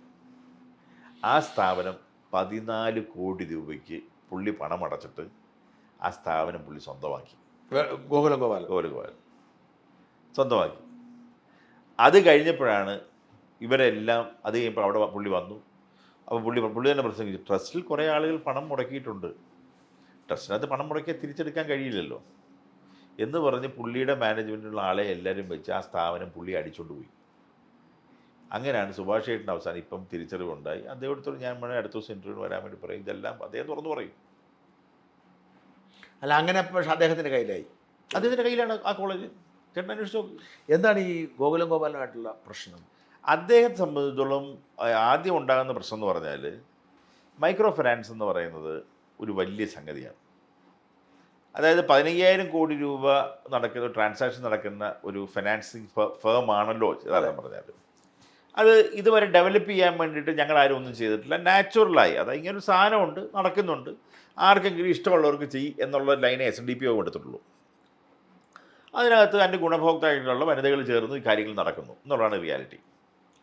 ഇത് ഒരു 10-20 വർഷങ്ങൾ ഇത് തുടങ്ങിയ സമയത്ത് തന്നെ മദ്രാസിൽ വെച്ച് ഇദ്ദേഹത്തിൻ്റെ വീട്ടിലൊരു ലഞ്ചിന് ഞങ്ങളെല്ലാം വിളിച്ച് ഞങ്ങളോട് സംസാരിച്ച സമയത്ത് ഇദ്ദേഹം ആവശ്യപ്പെട്ടത് ഈ മൈക്രോ ഫിനാൻസ് ഞാൻ നടത്തിക്കൊള്ളാം, ഗോകുലം ചിട്ടി വഴി നടത്തിക്കൊള്ളാം, അല്ല ഒരു മൈക്രോ ഫിനാൻസ് കോർപ്പറേഷൻ ഉണ്ടാക്കാം. മൈക്രോ ഫിനാൻസ് കോർപ്പറേഷൻ ഉണ്ടാക്കിയ ശേഷം ഈ കോർപ്പറേഷൻ അത് വെള്ളാപ്പള്ളി ചേട്ടൻ പറയുന്ന ആർക്കാണോ അതിൻ്റെ ബിനാമിയായിട്ടുള്ള ഷെയർ വെച്ചോളാം. എന്നിട്ട് ഈ കോർപ്പറേഷൻ പുള്ളി റൺ ചെയ്യാം. ഫിനാൻസിനെ കുറിച്ച് വെള്ളാപ്പള്ളിക്കൊന്നും അറിയില്ലല്ലോ. അപ്പോൾ ഇത് പുള്ളി നടത്തിക്കോളാം. അത് ഇസാഫ് പോലെ, ഇസാഫ് എന്ന് പറയുന്നത് അറിയാമല്ലോ, ഇന്ന് കേരളത്തിലെ ഏറ്റവും വലിയ ഒരു സംവിധാനമാണ്. അതുപോലെ അതിനേക്കാൾ ഭയങ്കരമായി വളരാൻ സാധ്യതയുള്ളതും, അവിടെ 50,000 രൂപ ശമ്പളം കൊടുക്കുമ്പോൾ ഇവിടെ നമ്മൾ സർവീസായിട്ട് വനിതാ സംഘത്തിൻ്റെയും യൂത്ത് മൂവ്മെൻറ്റിൻ്റെ പ്രവർത്തകർ സർവീസ് 5,000, 6,000, 7,000 രൂപ ശമ്പളം വാങ്ങിച്ചാണ് മൈക്രോ ഫിനാൻസ് നടപ്പിലാക്കുന്നത്. നമ്മൾ ഇതിനകത്ത് ലാഭം എടുക്കുന്നില്ല. യൂണിയനുകൾ വെറും ചെറിയ റൺ ചെയ്യാനുള്ള എക്സ്പെൻസ് മാത്രമാണ് അവരുടെ നിൽക്കുന്നത്. അപ്പോൾ ഇത് നടത്തിയാൽ ഒന്ന് ആലോചിച്ച് നോക്ക്. 15,000 കോടി രൂപയുടെ 5% അല്ലെ 7% ലാഭം കിട്ടിയാൽ ഇപ്പോൾ ഗോകുലം ഗ്രൂപ്പിന് മൊത്തം കിട്ടുന്ന ലാഭത്തിനേക്കാൾ കൂടുതലുണ്ട് അത്. Okay okay. ഇത് പുള്ളിക്ക് അന്ന് ഇത് അറിയാം. അപ്പോൾ ഇത് ചോദിച്ച സമയത്ത് അച്ഛൻ പറഞ്ഞു, ഒരു കാരണവശാലും ഞാനിത് വ്യവസായമായിട്ടല്ല ചെയ്യുന്നത്. ഇത് എന്നെ സംബന്ധിച്ചിടത്തോളം അവിടെ നമ്മുടെ ധനലക്ഷ്മി ബാങ്കിൻ്റെ ആളുകൾ ഇവിടെ ആന്ധ്രാപ്രദേശിൽ കൊണ്ടുപോയി അമ്മയും അച്ഛനെയും കൂടെ ഇതിനെപ്പറ്റി ട്രെയിൻ ചെയ്തു. ഇത് ഇങ്ങനൊരു കാര്യമുണ്ട്. കാരണം എൻ്റെ ചെയർമാനും അച്ഛനും തമ്മിൽ അടുപ്പമുണ്ടായിരുന്നതുകൊണ്ട് സമുദായത്തിൽ എന്തെങ്കിലും ചെയ്യണം ഇതിനുള്ള കാര്യം വന്ന സമയത്ത് ഇങ്ങനൊരു ഓപ്ഷൻ പറയുന്നു. ഇത് കൊണ്ടുവന്ന് കണിച്ചുകൊള്ളങ്ങരയിൽ ഞങ്ങളുടെ അവിടെ ഇത് ഇംപ്ലിമെൻറ്റ് ചെയ്ത് സക്സസ്ഫുള്ളായിട്ട് ഈ സാധനം പ്രോട്ടോടൈപ്പ് റൺ ചെയ്ത് സക്സസ്ഫുള്ളാണെന്ന് മനസ്സിലാക്കിയ ശേഷം ഇത് സ്പ്രെഡ് ചെയ്യാൻ തുടങ്ങിയ സമയത്ത് ഭയങ്കരമായിട്ടുള്ള ഗ്രോത്താണ് ഇതിന് വരുന്നത്. ഇത് കണ്ടുകൊണ്ട് അദ്ദേഹം ആവശ്യപ്പെട്ടത്. കാര്യം ഞങ്ങൾക്കത് ചെയ്യാൻ കഴിയില്ല. കാരണം ഇപ്പം ഞാൻ മാറി, ഇപ്പം അച്ഛൻ മാറി, ഇന്നിപ്പം ഞാനുണ്ട്, ഞാൻ മാറി, വേറെ പല ആളുകളും ഇതിനകത്ത് അധികാരത്തിൽ വരും. ഇത് അധികാരത്തിൽ വരുന്ന സമയത്ത് എൻ്റെ എത്ര ജനറേഷൻ കഴിഞ്ഞാലും അങ്ങനെ അതിനകത്ത് പണം എടുത്തുകൊണ്ട് ഇങ്ങനൊരു കമ്പനി ഉണ്ടാക്കി പണം എടുത്ത ആളാണ് ഞാനെന്ന് പറഞ്ഞാൽ പിന്നെ ഞങ്ങളുടെ കുടുംബത്തിൽ എന്ത് വിലയാണ് പിന്നെ ഞങ്ങളുടെ സമുദായത്തിൻ്റെ ഇടയ്ക്ക് ഉണ്ടാവുന്നത്? മനസ്സിലായി. ഒരു കാരണവശാലും ഞങ്ങൾക്ക് ചെയ്യാൻ കഴിയില്ല, ചെയ്തിട്ടുമില്ല. ഇത് ചെയ്യില്ല എന്ന് പറഞ്ഞതാണ് അദ്ദേഹത്തിനുള്ള ആദ്യത്തെ പണക്കം. 2, പുള്ളിക്ക് SNDP യോഗത്തിൻ്റെ ഭാരവാഹിയാകണം. അദ്ദേഹം SNDP യോഗം എന്തെന്ന് അറിയില്ല, യൂണിയൻ പ്രവർത്തിച്ചിട്ടില്ല. ആകെ മദ്രാസ് യൂണിയൻ എന്ന് പറയുന്ന പുള്ളിക്ക് 65 വയസ്സ് പ്രായമായപ്പോഴാണ് SNDP യോഗത്തിൽ അംഗത്വം എടുക്കുന്നത്. അത് ശരി. അതിന് മുമ്പ് പുള്ളി അംഗമല്ല. പുള്ളിയുടെ ഏതെങ്കിലും മക്കൾ SNDP യോഗത്തിൽ അംഗങ്ങളാണോ എന്ന് തിരക്കി നോക്കണം. പുള്ളിയുടെ സമുദായത്തിൽ, പുള്ളിയുടെ കുടുംബത്തിൽ ആരും SNDP യോഗവുമായി യാതൊരു ബന്ധവുമില്ല. അങ്ങനെ ഒരാളെ ഒരു ജീവിതകാലം മുഴുവൻ ഇവിടെ ശാഖായോഗങ്ങളിലും യൂണിയനിലും യൂത്ത് മൂവ്മെൻറ്റിലും എല്ലാം വർക്ക് ചെയ്യുന്ന ആളുകളുടെ മുമ്പിൽ ഞങ്ങൾ എങ്ങനെ കൊണ്ട് ഇൻട്രൊഡ്യൂസ് ചെയ്യും? ഓക്കെ. ഇതിൻ്റെ പ്രാക്ടിക്കൽ ബുദ്ധിമുട്ട്. കാര്യം ആരാണ് ഇപ്പോൾ ഇരിക്കുന്ന യോഗത്തിൻ്റെ പ്രസിഡൻറ്റ്, ഇപ്പോൾ ഇരിക്കുന്ന ദേവസ്വം സെക്രട്ടറി? ഞങ്ങളെല്ലാം 10, 25, 30 വർഷക്കാലം. കാര്യം MP ശ്രീകുമാരനെ ഞാനാണ് സംഘടനയിൽ കൗൺസിലറായിട്ട് കൊണ്ടിരുന്നത്. അന്ന് ഞാൻ താഴെ SNDP യൂത്ത് മൂവ്മെൻറ്റിൻ്റെ പ്രസിഡൻ്റായിട്ടിരിക്കുകയാണ്. ഞങ്ങളുടെ കൂടെ വന്നവരൊക്കെ വളർന്നു പോയിട്ടേ ഉള്ളൂ. ഞാനൊക്കെ ഏറ്റവും ലാസ്റ്റ് എല്ലാ യൂണിയൻകാരോടും നിർബന്ധിച്ചുകൊണ്ട് വന്ന ഒരാളാണ്. ഇത് ഈ പറയുന്ന ഒരാൾ ഒരു സുപ്രഭാതത്തിൽ വന്ന് SNDP യോഗത്തിൻ്റെ ഭാരവാഹിയാകണം എന്ന് പറഞ്ഞ് ഇത് മറ്റേ വെയിറ്റിംഗ് ഷെഡിൻ്റെ പ്രസിഡൻ്റാകുന്ന പോലെ അല്ല. മാത്രമല്ല ഇതിനകത്ത് ഒരുപാട് ഫൈറ്റുണ്ട്. ഇതിനകത്ത് ഒരുപാട് കാര്യങ്ങൾ തുറന്നു പറയേണ്ടി വരും. സമുദായത്തിന് വേണ്ടി ശക്തമായി നിൽക്കേണ്ടി വരും. ഇത് അദ്ദേഹത്തിന് ചെയ്യാൻ കഴിയുമോ? വേറെ പല പ്രശ്നങ്ങളുണ്ടല്ലോ, അതൊക്കെ ബാധിക്കില്ലേ മൊത്തത്തിൽ ടോട്ടലി? ഇദ്ദേഹത്തെ ആണിപ്പം വിമതരെല്ലാം നേതാവാക്കി ഉയർത്തിപ്പിടിക്കുന്നല്ലേ? പൈസ കൊടുക്കുന്നുള്ള കാര്യമുണ്ട്. വേറെ പൈസ എല്ലാവർക്കും കൊടുക്കുന്നുണ്ട്. അത് വിമതർ എന്ന് പറയുന്നത് ഒന്ന് മനസ്സിലാക്കണം, ഒരു കൂടി വന്ന 10, 15, 18 പേര് അവരെല്ലാം ഇപ്പം അവർ തന്നെ നിർത്തി. അത് ഓരോരുത്തരെയും വേണേൽ ഞാൻ ഇരുത്തി ഒരു ദിവസം ഞാൻ പേഴ്സണലായിട്ട് ഇവർ ഓരോരുത്തരെയും വിളിച്ചിരുത്തി സംസാരിച്ചാൽ ഇവർ ഓരോരുത്തരും തിരിച്ചു പറഞ്ഞ് കേൾക്കാം. ഈ കോടതി പറഞ്ഞല്ലോ എല്ലാവർക്കും വോട്ടവകാശം, പക്ഷെ അതിനെ എന്തിനാ എതിർക്കുന്നത്? എന്തിനാ എല്ലാവർക്കും വോട്ടവകാശം എന്ന് പറയുന്നത്? നമുക്ക് 36 ലക്ഷം അംഗങ്ങളുണ്ട്. അതെ, 36 ലക്ഷം അംഗങ്ങൾക്ക് ഒരിക്കലും ഒരു ഇലക്ഷൻ നടത്താൻ SNDP യോഗം പോലൊരു സംവിധാനം നടക്കില്ല. കാരണം ഗോവ ഇലക്ഷൻ നടത്തുന്ന പോലെ വേണം SNDP യോഗത്തിന് ഇലക്ഷൻ നടത്താൻ. ഇത് ഏതാണ്ട് 10 യൂണിയൻ വഴി ചെയ്യത്തില്ല, നടക്കത്തില്ല. അത് 50 വർഷം. അതായത് ഒറ്റ കാര്യം മനസ്സിലാക്കുക, അങ്ങനെ ഒരു ഇലക്ഷൻ നടത്തണമെന്നുണ്ടെങ്കിൽ 36 കോടി രൂപ ഏറ്റവും കുറഞ്ഞത് വേണം ഒരു ഇലക്ഷൻ നടത്താൻ. അതായത് എൻ്റെ വീട്ടിൽ 5 അംഗങ്ങളുണ്ടെങ്കിൽ ഈ 5 അംഗങ്ങൾക്കും നോട്ടീസും അതിൻ്റെ ബാക്കി പത്രം അയച്ചേ പറ്റൂ കമ്പനി ലോ പ്രകാരം. അങ്ങനെ അയക്കുമ്പോൾ അതിൻ്റെ സ്റ്റാമ്പ് പേപ്പറിൻ്റെ പൈസ എത്രയാവും? ഒരു യൂണിയൻ ഇലക്ഷൻ നടത്താൻ പറ്റില്ല. യൂണിയൻ ഇലക്ഷൻ നടത്തണമെന്നുണ്ടെങ്കിൽ ഈ പറയുന്ന മുഴുവൻ യൂണിയൻ്റെയും 50,000, 60,000, 70,000 പേരുണ്ട്. ഒരു വർഷം ഇവരുടെ കണക്കും ബാക്കി പത്രവും പ്രിൻ്റ് ചെയ്ത് അയക്കണമെങ്കിൽ പോലും ലക്ഷങ്ങൾ വേണം. യോഗത്തിന് 7 കോടി രൂപയോളം വേണം. ഇതിനുള്ള പണം ഒരിക്കലും കിട്ടില്ല. കാരണം 60,000 മെമ്പർമാർ, ഇത് ഞങ്ങൾ കൊണ്ടുവന്ന നിയമമല്ല, മനസ്സിലാക്കണം. 60,000 മെമ്പർമാർ SNDP യോഗത്തിന് 10-45 വർഷക്കാലം മുമ്പുണ്ടായപ്പോൾ, അത് 10-50 വർഷം മുമ്പുണ്ടായ സമയത്ത് അന്നത്തെ ഭാരവാഹികൾ പൂർവികരുടെ നേതാക്കന്മാർക്ക് 60,000 പേരെ വിളിച്ച്, കാര്യം SNDP യോഗത്തിൻ്റെ ബൈലോ പ്രകാരം വാർഷിക പൊതുയോഗവും ഇലക്ഷനുമാണ്. ഇപ്പോൾ ഈ വാർഷിക പൊതുയോഗം നടക്കണമെന്നുണ്ടെങ്കിൽ നടന്നാൽ മാത്രമേ ഇലക്ഷൻ നടക്കൂ. ഇപ്പോൾ ഈ വാർഷിക പൊതുയോഗത്തിന് വരുന്ന അംഗങ്ങൾ അന്ന് 60,000 പേരായിരുന്നുകൊണ്ട് ഇലക്ഷൻ നടത്താൻ പറ്റാതെ ആകെ കുഴപ്പമായ സ്ഥിതിക്കാണ് അന്നത്തെ കാലത്ത് നേതാക്കന്മാർ പോലും ആവശ്യപ്പെട്ടത്. കേന്ദ്ര ഗവൺമെൻറ് സാങ്ഷൻ വാങ്ങി ഇത് ഇത്രയും പേരെ വെച്ച് നടത്താൻ ബുദ്ധിമുട്ടാണ്, അതുകൊണ്ട് നമുക്ക് 200-1 എന്നുള്ള നിലയ്ക്ക് ഞങ്ങൾക്ക് ആക്കി തരണമെന്ന് ആവശ്യപ്പെട്ട് ഞങ്ങളെ കൊണ്ട് അന്ന് കൊണ്ടുവന്ന നിയമമാണത്. അതിനുശേഷം ഇതുവരെ അത് നടപ്പിലാക്കി പോയിക്കൊണ്ടിരുന്നു. പക്ഷേ അതിന് ചെറിയൊരു തെറ്റ് പറ്റിയെന്ന് വെച്ചാൽ അന്നത്തെ നേതാക്കന്മാർ അന്ന് സാങ്ഷൻ വാങ്ങിക്കുന്ന സമയത്ത് സെൻട്രൽ ഗവൺമെൻറ് നിയമം ഉണ്ടായി. ഇവർ വാങ്ങിക്കുന്ന ഈ വർഷമാണെങ്കിൽ അതിന് 2 വർഷം മുമ്പ് ഏതെങ്കിലും പ്രത്യേക സംസ്ഥാനങ്ങളിൽ പ്രവർത്തിക്കുന്ന യൂണിറ്റുകളാണ്, പിന്നെ നോൺ പ്രോഫിറ്റബിൾ കമ്പനികളാണെങ്കിൽ അതത് സംസ്ഥാനത്തിൻ്റെ കീഴിലാണ് അത് വരുന്നത് എന്നൊരു നിയമം വന്നു. ആ നിയമം വന്നപ്പോഴത്തേക്ക് കോടതിയിൽ പോയപ്പോഴത്തേക്ക് കോടതി ഇത്രേ പറഞ്ഞിട്ടുള്ളൂ, അപ്രോപ്രിയേറ്റ് ഏജൻസി ഏതാണോ അന്ന് സാങ്ഷൻ വാങ്ങി ശരിയല്ല. കാരണം അന്ന് നിങ്ങൾ കേന്ദ്ര ഗവൺമെൻറ്റിന് സാങ്ഷൻ വാങ്ങുമ്പോൾ അതിന് 2 വർഷം മുമ്പ് ഒരു നിയമം കേന്ദ്ര ഗവൺമെൻറ് അന്ന് കൊണ്ടുവന്നിരുന്നു. അന്നത്തെ അറിയാം സ്റ്റേറ്റിൻ്റെ ആണ് നമ്മുടെ നിയമം കൊണ്ടുവന്നു. അപ്പോൾ അതുകൊണ്ട് അപ്രോപ്രിയേറ്റ് ഏജൻസിയിൽ നിന്ന് സാങ്ഷൻ വാങ്ങിക്കൊണ്ട് ഇലക്ഷൻ നടത്താൻ പറഞ്ഞു. ഇപ്പോൾ അപ്രോപ്രിയേറ്റ് ഏജൻസി എന്ന് പറഞ്ഞ കാര്യം ഇപ്പം ഇത് മൾട്ടി സ്റ്റേറ്റാണ്, മൾട്ടി നാഷണലാണ്. കേരളത്തിലുണ്ട്, കർണാടകയുണ്ട്, തമിഴ്നാടുണ്ട്, പിന്നെ ബോംബെ ഉണ്ട്, ഡൽഹിയുണ്ട്, ദുബൈ ഉണ്ട്, UK, US ഇങ്ങനെ പല രാജ്യങ്ങളിലുണ്ട്. ഇപ്പം അതിൻ്റെ പിന്നെ ലീഗലായിട്ടുള്ള സൈഡുകൾ മുഴുവൻ ക്ലിയർ ചെയ്തു. സെൻട്രൽ ഗവൺമെൻറ്റാണ്. Central government. UK യൂണിയൻ ആയോ? UK യൂണിയൻ ശാഖയുണ്ട്. 2 ശാഖകളുണ്ട്. യൂണിയൻ ആയിട്ടില്ല. യൂണിയൻ ആകാവുന്ന ഇഷ്ടംപോലെ ആളുകൾ. ഒരുപാട് ആളുണ്ട്. അവിടെ ഞാൻ UK അതിനകത്ത് വരുന്ന പ്രോബ്ലം എന്താ പറയുക, ഇപ്പം ഈ കേരളത്തിന് പുറത്തേക്ക് യൂണിയനുകൾ കൊടുക്കുന്ന ഞങ്ങൾ ഒരിടത്തും കൊടുത്തിട്ടില്ല. ഇല്ല, ഉണ്ട്. മദ്രാസ് ഉണ്ട്, ബാംഗ്ലൂർ ഉണ്ട്, ഇവിടെ ഇന്ത്യക്ക് പുറത്ത് കൊടുത്തിട്ടില്ല. ദുബൈയിൽ 8 യൂണിയൻ ഉണ്ട്. യൂണിയൻ ഉണ്ട്. ശരി. അതിൻ്റെ പ്രോബ്ലം എന്ന് പറയുന്നത് ഈ സ്റ്റേറ്റിന് പുറത്ത് പോകുമ്പോൾ, കാര്യം SNDP സംബന്ധിച്ച് ഇതിൻ്റെ കുറേ ഡോക്യുമെൻറ്റേഷൻസ് ഉണ്ട്. അത് യൂണിയൻ ശാഖാ വാർഷിക പൊതുയോഗം നടക്കണം, യൂണിയൻ വാർഷിക പൊതുയോഗം നടക്കണം. ഇതിൻ്റെ ഡോക്യുമെൻറ്റേഷനിലെല്ലാം കറക്റ്റായി. കാര്യം പല രാജ്യത്തുള്ളവർക്ക് ഇവർക്ക് ആദ്യത്തെ വികാരത്തിനടുത്ത് ചാടും. പിന്നെ ഇത് കഴിയുമ്പോൾ ഈ ഡോക്യുമെൻറ്റേഷൻസ് കംപ്ലീറ്റ് ചെയ്യാതെ വന്നാൽ നോൺ പ്രോഫിറ്റബിൾ കമ്പനിയായിട്ട് രജിസ്റ്റർ ചെയ്തിട്ടുണ്ടെങ്കിൽ നമ്മുടെ എല്ലാ പേപ്പറുകളും സബ്മിറ്റ് ചെയ്യണമല്ലോ ഗവൺമെൻറ് ഓഫ് ഇന്ത്യയിൽ. അപ്പോൾ ആ പേപ്പറുകൾ റെഗുലറൈസ് ചെയ്ത് ഇവർ തരില്ല. അത് നമുക്കൊരു പ്രശ്നമായി വരും. കാര്യം നാളെ ഇപ്പം അവിടെ ഇപ്പോൾ കുറച്ചും ഇവിടെ കൂടുതലുള്ളതുകൊണ്ടാണല്ലോ അപ്പോൾ ഇഷ്യൂ ഇല്ലാത്ത. പക്ഷേ അത് അവിടെ ഉള്ളവരൊക്കെ പേപ്പർ കറക്റ്റ് ചെയ്തില്ല, നമുക്ക് പോയി കറക്റ്റ് ചെയ്യൽ പ്രശ്നമുള്ളതുകൊണ്ട് അതുകൊണ്ടാണ് അവിടെ ശാഖകൾ കൊടുത്തത്. ശാഖയിൽ ശരിക്കും പറഞ്ഞാൽ ഒരുപാട് ആളുകൾ ഒരുമിച്ച് ജോയിൻ ചെയ്താണ് ചെയ്യുന്നത്. ഇതാണ് എൻ്റെ അവസ്ഥ. ഈ ഒരു കാര്യം കൂടെ അതുമായി ബന്ധപ്പെട്ട് ചോദിച്ചാൽ ആ ഭാഗം അവസാനിക്കും. ഈ SN കോളേജുകളടക്കം SNDPയുടെ സ്ഥാപനങ്ങളടക്കമുള്ള സ്ഥാപനങ്ങളൊക്കെ ഈ നിയമനങ്ങളിലും വിദ്യാർത്ഥികളിൽ നിന്നൊക്കെ ഒരുപാട് കാശ് മേടിക്കും, ചാക്കി കെട്ടിയാണ് കൊണ്ടുപോകുന്നതെന്നാണ് ആരോപണം. SNDP യോഗത്തിലും ഒക്കെ പിന്നെ പലതരത്തിലുള്ള ഡൊണേഷനുകൾ കിട്ടുന്നുണ്ട്, അറിയാലോ കാര്യങ്ങൾ. ആ ഡൊണേഷനുകൾ ഈ പറയുന്ന SNDP യോഗത്തിൻ്റെ SN ട്രസ്റ്റിൻ്റെ ശങ്കറിൻ്റെ കാലത്ത് ഈ ഡൊണേഷൻ എല്ലാം രസീത് എഴുതി അപ്പം തന്നെ കണക്ക് കയറ്റുമായിരുന്നു. SN ട്രസ്റ്റിനകത്ത് സംബന്ധിച്ചിടത്തോളം കുറേ നിയമാവലികളുണ്ട്. കാര്യം ട്രസ്റ്റിന് ഡയറക്റ്റ് ഒരു കാരണവശാലും ഇത് പിന്നെ ഡൊണേഷൻ വാങ്ങാൻ പറ്റില്ല. ശങ്കറിൻ്റെ കാലത്ത് ഇല്ല, പറ്റത്തില്ല. കാര്യം എൻ്റെ ബൈലോ ആണ്. കാര്യം അവിടെ മെമ്പർഷിപ്പ് മാത്രമേ കൊടുക്കാൻ പറ്റൂ. അതായത് മെമ്പർഷിപ്പ് മാത്രമേ SN ട്രസ്റ്റിലേക്ക് 10 ലക്ഷം രൂപ ഒരാൾ അടച്ചാൽ 10 മെമ്പർഷിപ്പാണ്. 100 രൂപ അടച്ചാൽ ഒരു മെമ്പറാണ്. 500 രൂപ അടച്ചാൽ ഇലക്ഷൻ വയ്ക്കാൻ പറ്റുന്ന മെമ്പറാണ്. അല്ലാതെ ഡൊണേഷൻ കൊടുക്കുന്നത് ആകെ SNDP യോഗത്തിന് മാത്രമേ ഡൊണേഷൻ കൊടുക്കാനുള്ള പറ്റത്തുള്ളൂ.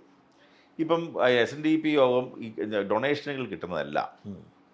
കഴിഞ്ഞ 25 വർഷം കൊണ്ട് ഒരു മഹാനായ ശങ്കർ സാറിൻ്റെ കാലഘട്ടം വരെ SNDP യോഗത്തിനും SN ട്രസ്റ്റിനും ഉണ്ടായിരുന്നത് 50 വിദ്യാഭ്യാസ സ്ഥാപനങ്ങളാണ്.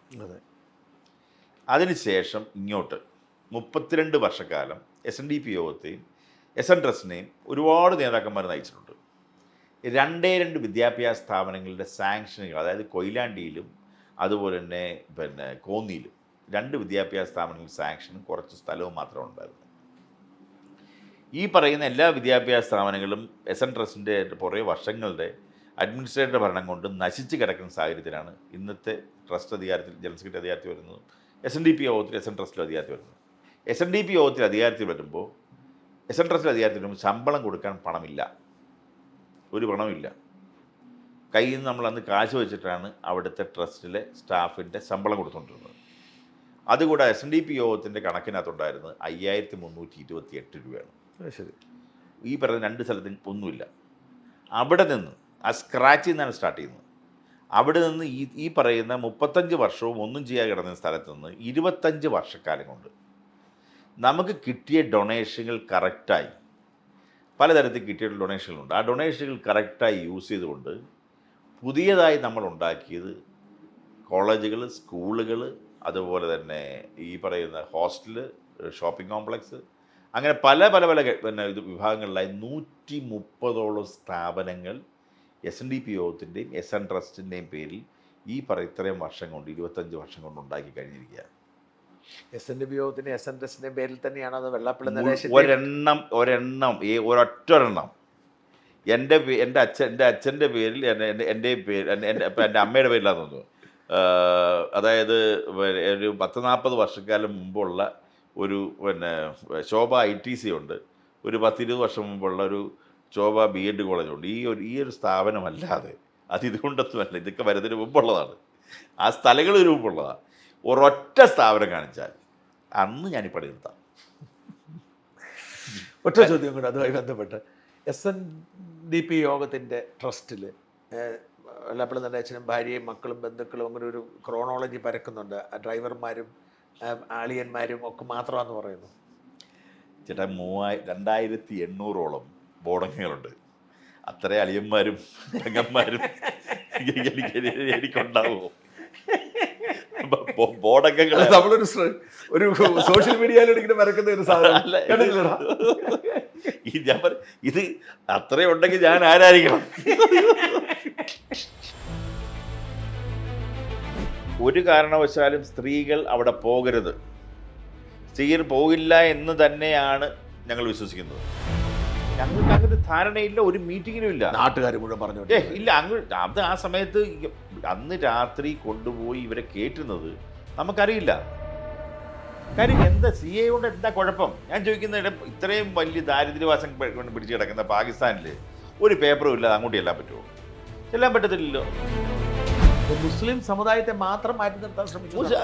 എവിടെ മാറ്റി നിർത്തി? മുസ്ലിങ്ങൾക്ക് ആപ്ലിക്കേഷൻ കൊടുത്താൽ ഇത് കിട്ടുമല്ലോ. ഈ പറയുന്ന അവിടുത്തെ 2 ട്രൈബുകൾ തമ്മിലുള്ള യുദ്ധത്തിൽ മ്യാൻമറിൽ നിന്നും മറ്റിടത്തു നിന്നും ആയുധങ്ങൾ കൊടുക്കുകയും അവിടുന്ന് തീവ്രവാദികൾ കടന്നു വന്ന് പ്രശ്നങ്ങൾ ഉണ്ടായിക്കൊണ്ടിരിക്കുന്നതാണ്. അവിടെ പള്ളിയിൽ അറ്റാക്ക് ചെയ്യുന്ന പോലും അതിനകത്ത് ഇൻവോൾവ് ആണ്. അതിനകത്ത് ഇത് തെളിവുകളുള്ളതാണ്. ഈ പറയുന്ന ലോകത്ത് സൗദി അറേബ്യ പോലും ഈ നിയമമില്ല, എല്ലായിടത്തും നിയമം പോയി. ഈ ഇന്ത്യയിൽ മാത്രം തലാക്ക് പറഞ്ഞാൽ പെണ്ണുങ്ങൾ വീട്ടിൽ നിന്ന് ഇറങ്ങി പോകണമെന്ന് പറയുന്നത് മാറ്റേണ്ട കാര്യം. ഇത്രയും അപരിഷ്കൃതമായിട്ടുള്ള ഒരു നിയമം മാറ്റേണ്ടത് കാര്യം. ഇവിടെ അല്ല, ഈ മുസ്ലിം സഹോദരങ്ങൾ തീവ്രവാദികളൊന്നുമല്ല. 99.9% ഇതിനെ എതിർക്കുന്നവരാണ്. എൻ്റെ ഓർമ്മയിൽ ഒരു 10-20 വർഷക്കാലം മുമ്പ് ആരാണ് മുസ്ലിം എന്ന്, ഏതാണ് ക്രിസ്ത്യാനി, ഏതാണ് ഹിന്ദു ആർക്കും അറിയാൻ വയ്യ. ഇത് ഈ കഴിഞ്ഞ 10 വർഷക്കാലം ഇത് ഉണ്ടാക്കിയതാരാ? ഇതുണ്ടാക്കി മുഴുവൻ ഈ പറയുന്ന LDF UDF അല്ലേ.